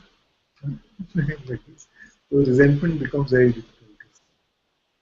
Everything is just. Last night I was watching a movie video and it had some really beautiful food. Oh, they can't hear you, so they'll come.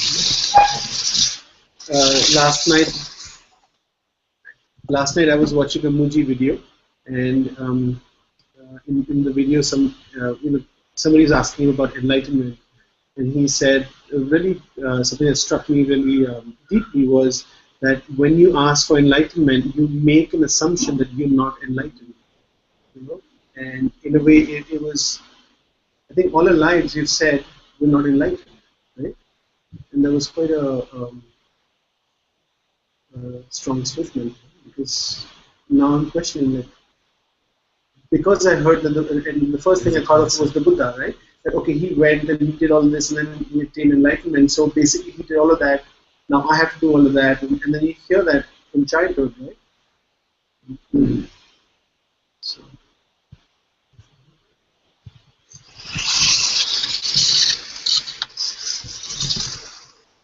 You know what the best thing is? Just forget about enlightenment. Forget about it. This is the monkey you carry on your back, always saying, no, not yet, not yet. Little more, left, right, go. This one, just throw it away.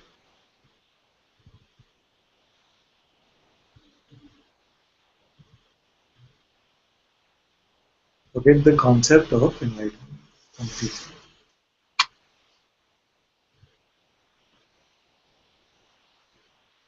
Suppose you never heard it. And you come to satsang, just why? Because I find some peace there. I find some joy. I like being with him. It's simple. If you come and say, I want something, and that itself becomes draining. So, Father, that means that the moment that we're not attached to the thought, we're enlightened. Yes. So now you're enlightened.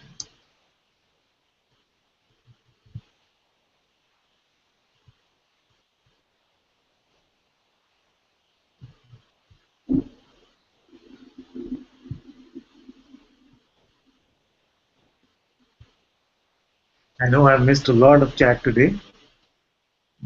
There's one question that I want to look at the end, which is Nikhil says, Father, will you speak about the law of attraction teaching? Attracting things by thinking, manifesting through thoughts. How true is all of this? Yes, just for a few minutes. We usually don't get into this form of teaching, but what could be useful contemplation for you, because this is still live for you, this question, is that how do we know what is good for us? How does the mind know that this is good for me or not? The mind says, okay, let me creatively visualize $1 million. So you say, I'm going to spend the next 2 hours just strongly visualize these, either a check, how do you visualize? You imagine a check of $1 million or something, or you imagine banknotes, these are there, and you say, yes, I will visualize. But do we question the intent? What is it that we're doing? How do we know that $1 million is what we need in our life? Just another mind concept, isn't it?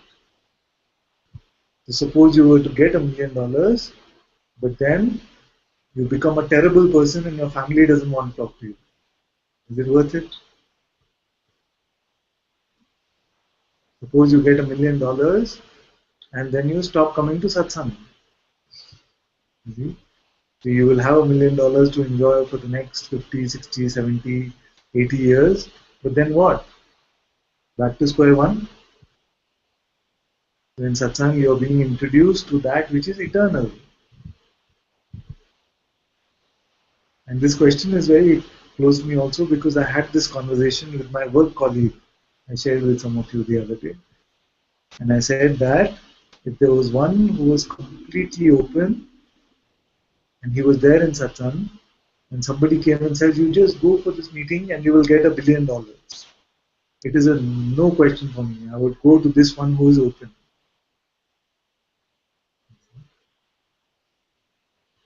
If someone was to say that day when I went up on the hot seat and experienced true darshan of my master and true darshan of the true self, if I would just not go that day and somebody would give me $1 trillion or all the money in the world, make me a king, I would not choose it.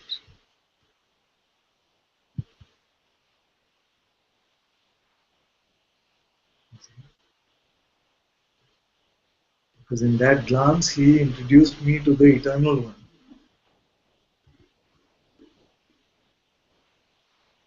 What will I do with money?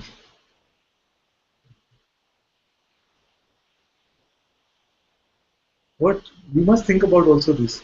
I know that your question was not particularly related to money, but that is usually a button for many of us. So we must question and ask, so what will we do with money?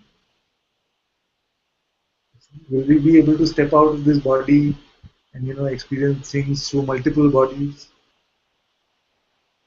Will we need more than one bed to sleep on at one time? Will we need to wear two sets of clothes together? What can we really do with money? I'm not saying that money is bad, by the way. Money can be there, it's part of the game. You can work if you enjoy the work. I also am an investor. I invest in companies and things like this. So there's no aversion to money. But I know it means nothing in reality. In the truth, it is nothing. Just part of the game.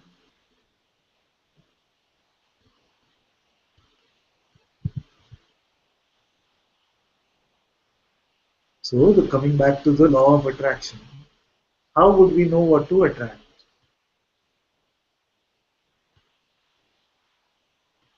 Just again following the mind and saying this is good for you, attract the perfect relationship, the perfect partner, or attract some money, or attract a healthier body. Is that enough for you? How long will any of this last? There are so many who seem to have these things. Are they truly joyous? Are they truly peaceful? I used to joke like this very often. I used to say, take the Fortune 500 list, take the CEOs of that list, and take some photos and put up a big, slide with those photos, and you compare with a group photo of a satsang group. Which one would you rather be in? It's a no question. It's clear.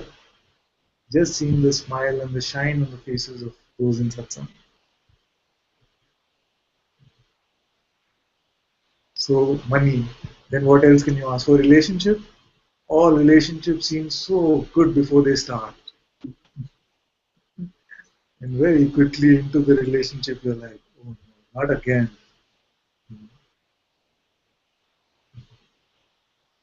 All relationships can function really well if we are clear about what we are. Then no trouble in relationship. But if relationship becomes a need, it is not love. Usually it is need. And all need leads to suffering. There is no way around it.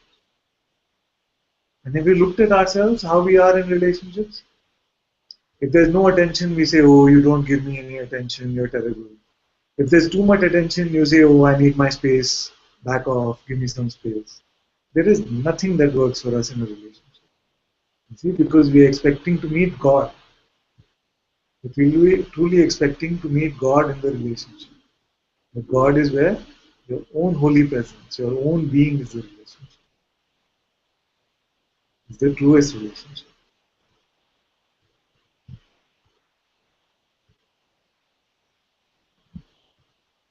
What else can we ask for? What can we attract? You're in satsang. I can't think of a better thing to attract in your life.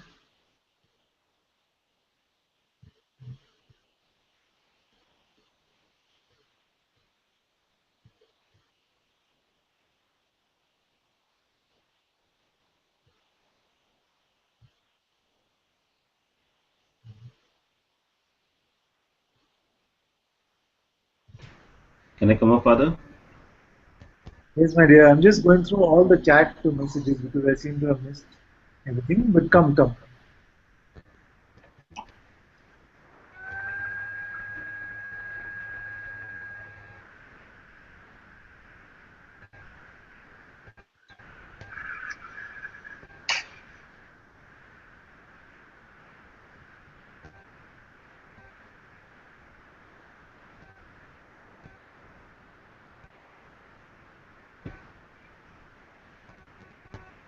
Yes, my dear.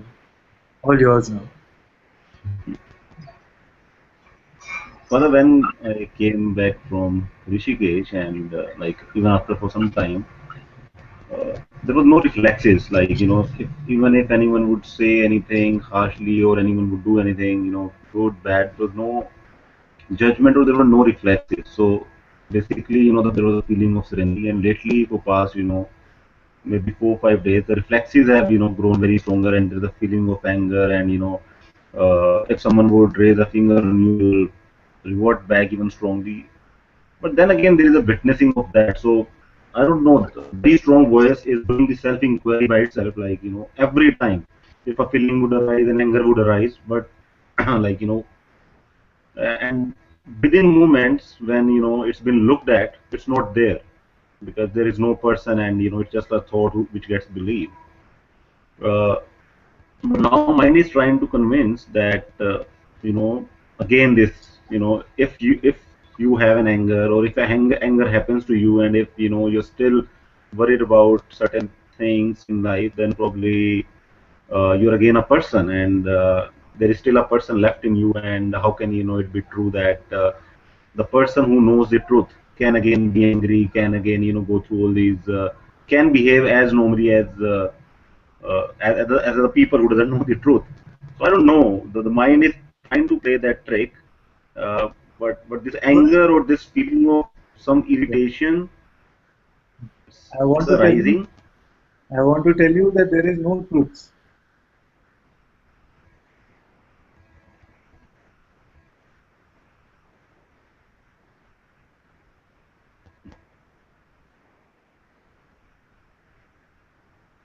Then who is there to know the truth? Forget about it. You don't know anything. And I say that in the best way possible. I don't know anything, you don't know anything.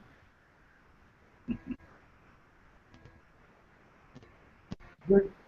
Then we're just watching what is appearing moment to moment, and no trouble. Don't get attached to knowing any truths. Because the mind will keep pushing this button, no, you don't know it yet. Maybe 90%, something like this. Nothing. Don't be concerned.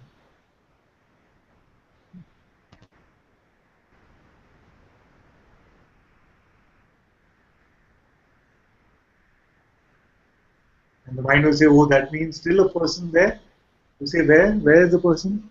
Can you show me?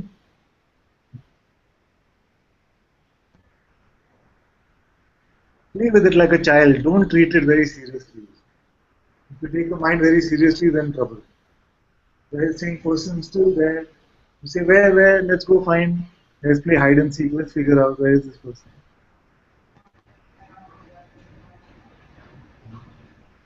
So Even if don't take the mind too seriously, and don't take yourself too seriously.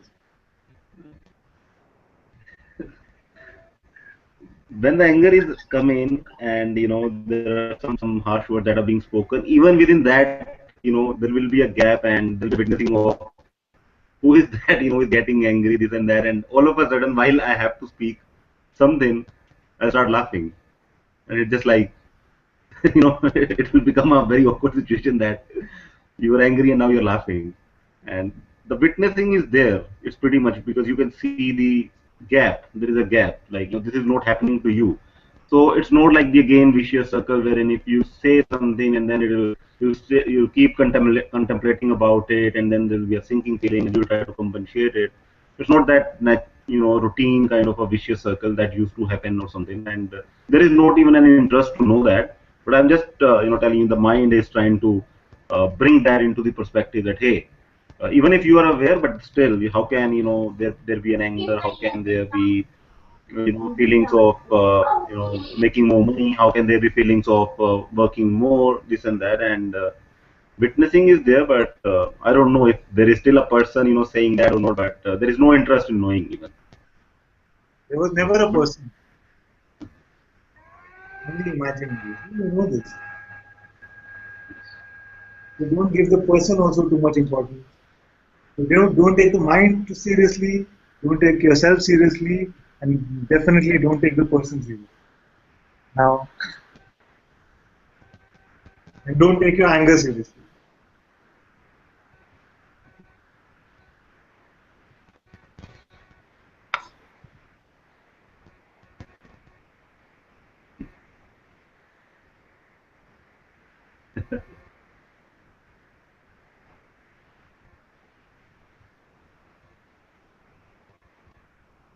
And definitely don't take the truth seriously.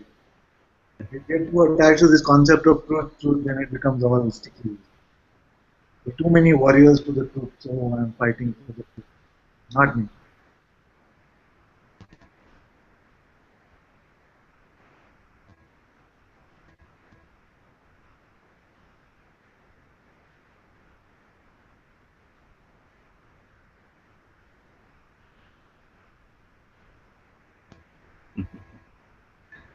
Thank you, Father. Otherwise,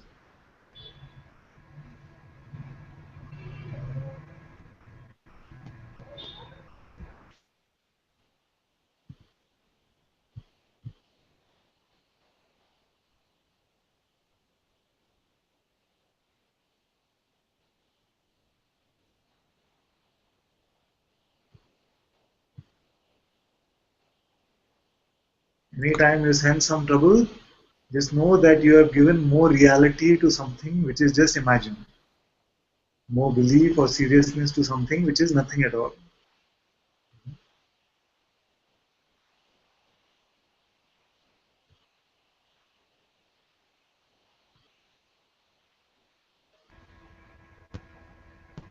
Yes, Father.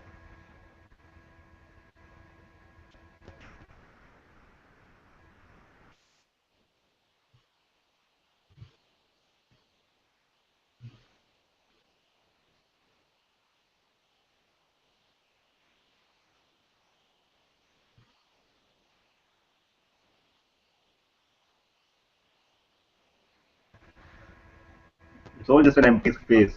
There, there are not even words to speak for. I don't know. Thank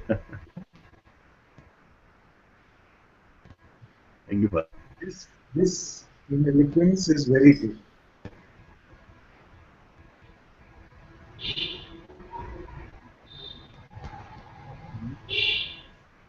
I see Anna has also joined us today for the first time.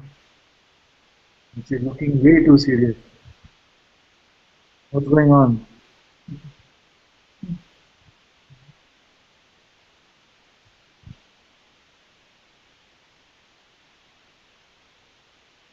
You have a mic that works.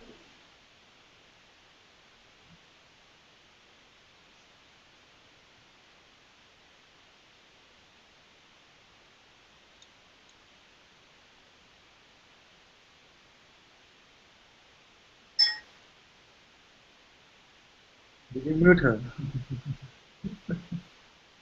Yeah, it seems like she has a very slow internet connection. Is it slow, my dear? Oh, I cannot listen properly and the mic doesn't work. Okay, we'll get this sorted soon. And I'm very happy to see you.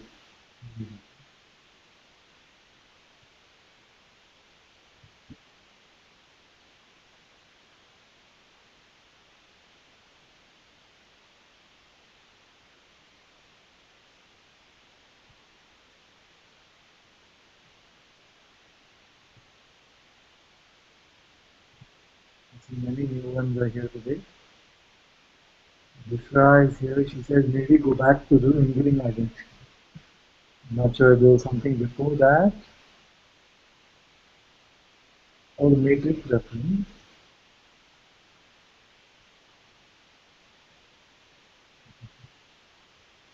All roles, I'm not sure whether you were just kidding with me or whether that's a serious question, but something is coming up in response to that. All roles, all actions, all words will go on their own. You feel that once this belief in personhood is dropped, then what will happen to all these roles and identities that need to be played? You will find that very effortlessly all this can go on. In fact, all of this is happening on its own anyway. Just post facto we take credit. Our brain.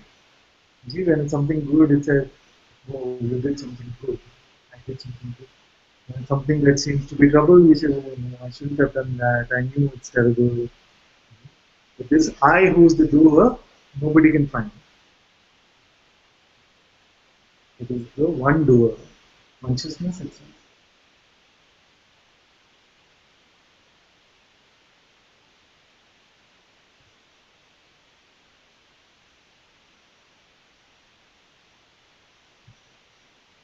Priya is also here. Welcome, Priya. So happy you're here.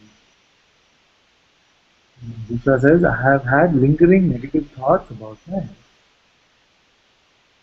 You will find that just in a few satsangs, you will find that all these thoughts which seem to have so much power, magnetism, then seem to now fade away.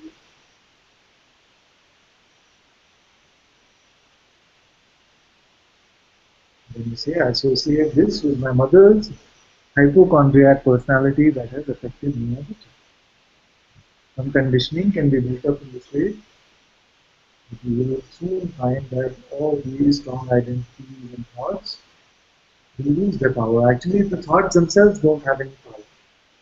It is our own attention and belief which gives them power. That's why I say that attention seems a little difficult to manage, so let even attention go to them. The belief is much easier. And very easily, very quickly in satsang, you will find that you will find it next to impossible to give these thoughts any belief. And then you will discover that you are that pure awareness which witnesses all of this play, including the appearing and the disappearing of this body you will see.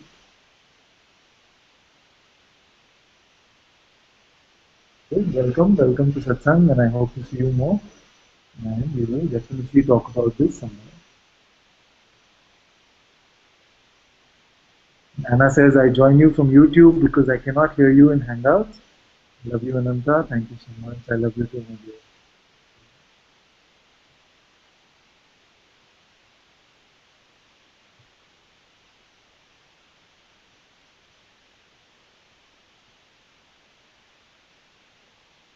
Very good. Nikki has also been able to join now. It's her real name, not her pseudonym. Welcome, my dear. Very good.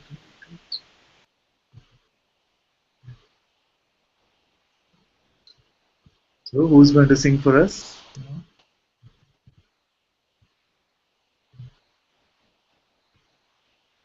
You singer? Very scary expression. It can't be worse than my singing. I got a taste of some of it when I joined. I made a deal with them and I said, don't ever let me sing again.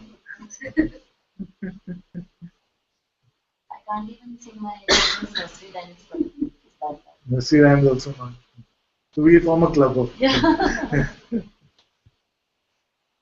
You want to try?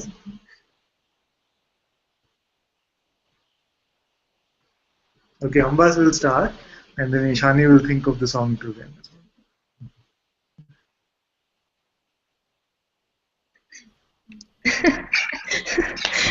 I don't know what to sing, but How about that? I love that one, you know, the Anandamayi, Chaitanyamayi. okay.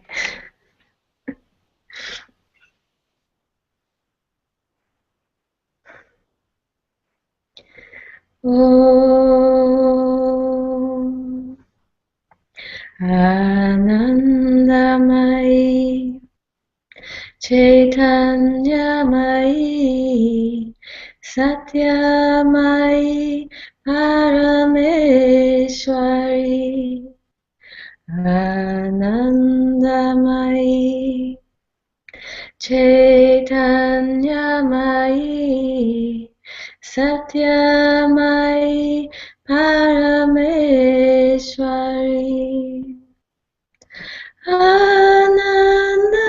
Anandamayi Chaitanyamayi Satyamayi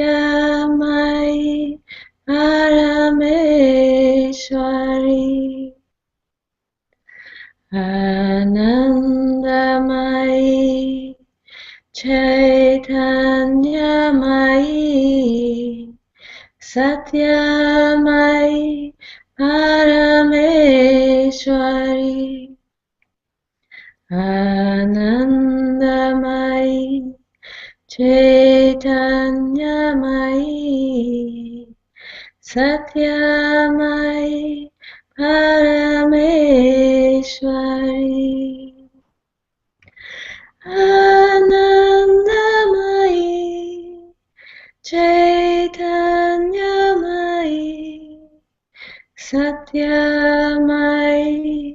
Parameshwari Satyamayi Parameshwari Satyamayi Parameshwari.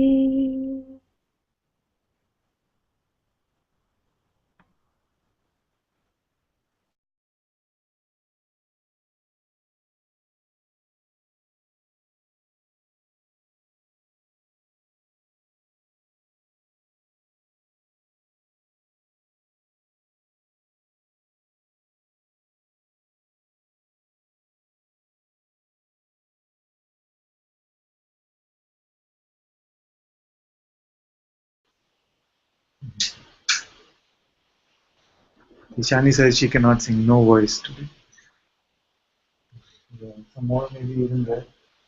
Because otherwise what will happen is after a while they'll be just black and only my teeth will be seen. It'll be a very scary satsang. It has happened once. Yeah. We were in satsang and only my teeth were visible. Yeah.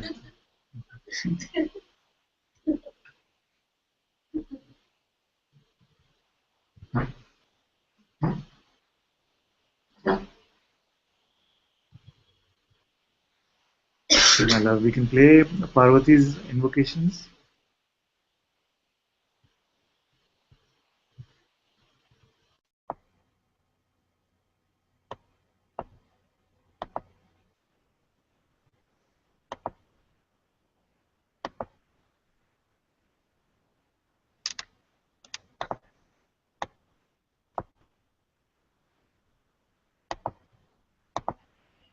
Gurur Brahma, Gurur Vishnu, Gurur Devo Maheshwara, Gurur Sakshat Parabrahma, Tasmai Shri Gurave Namaha.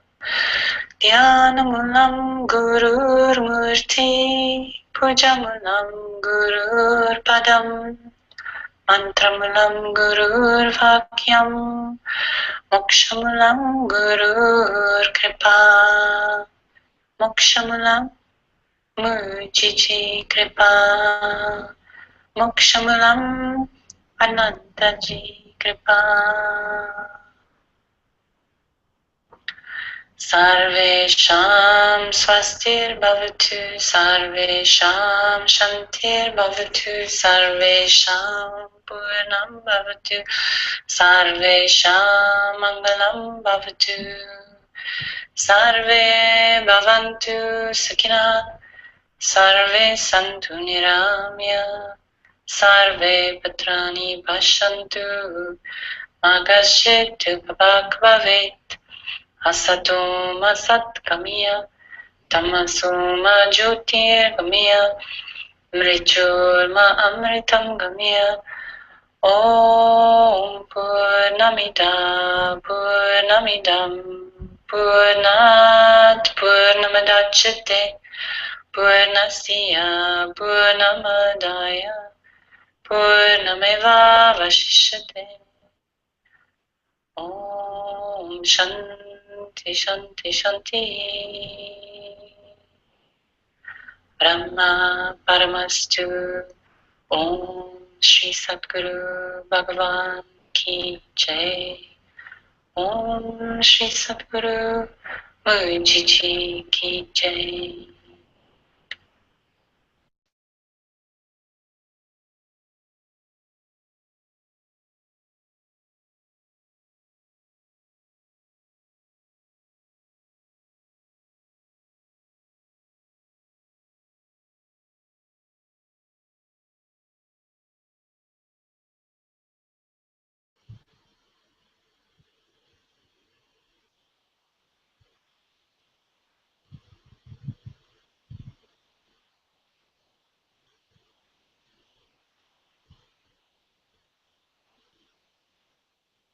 Thank you all so very much for joining in Satsang today.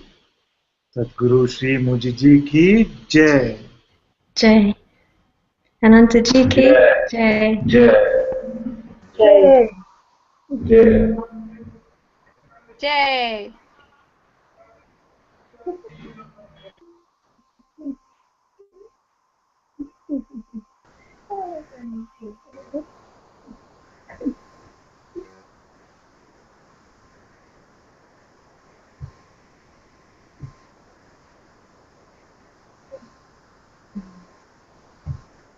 My dear, we can end the broadcast now.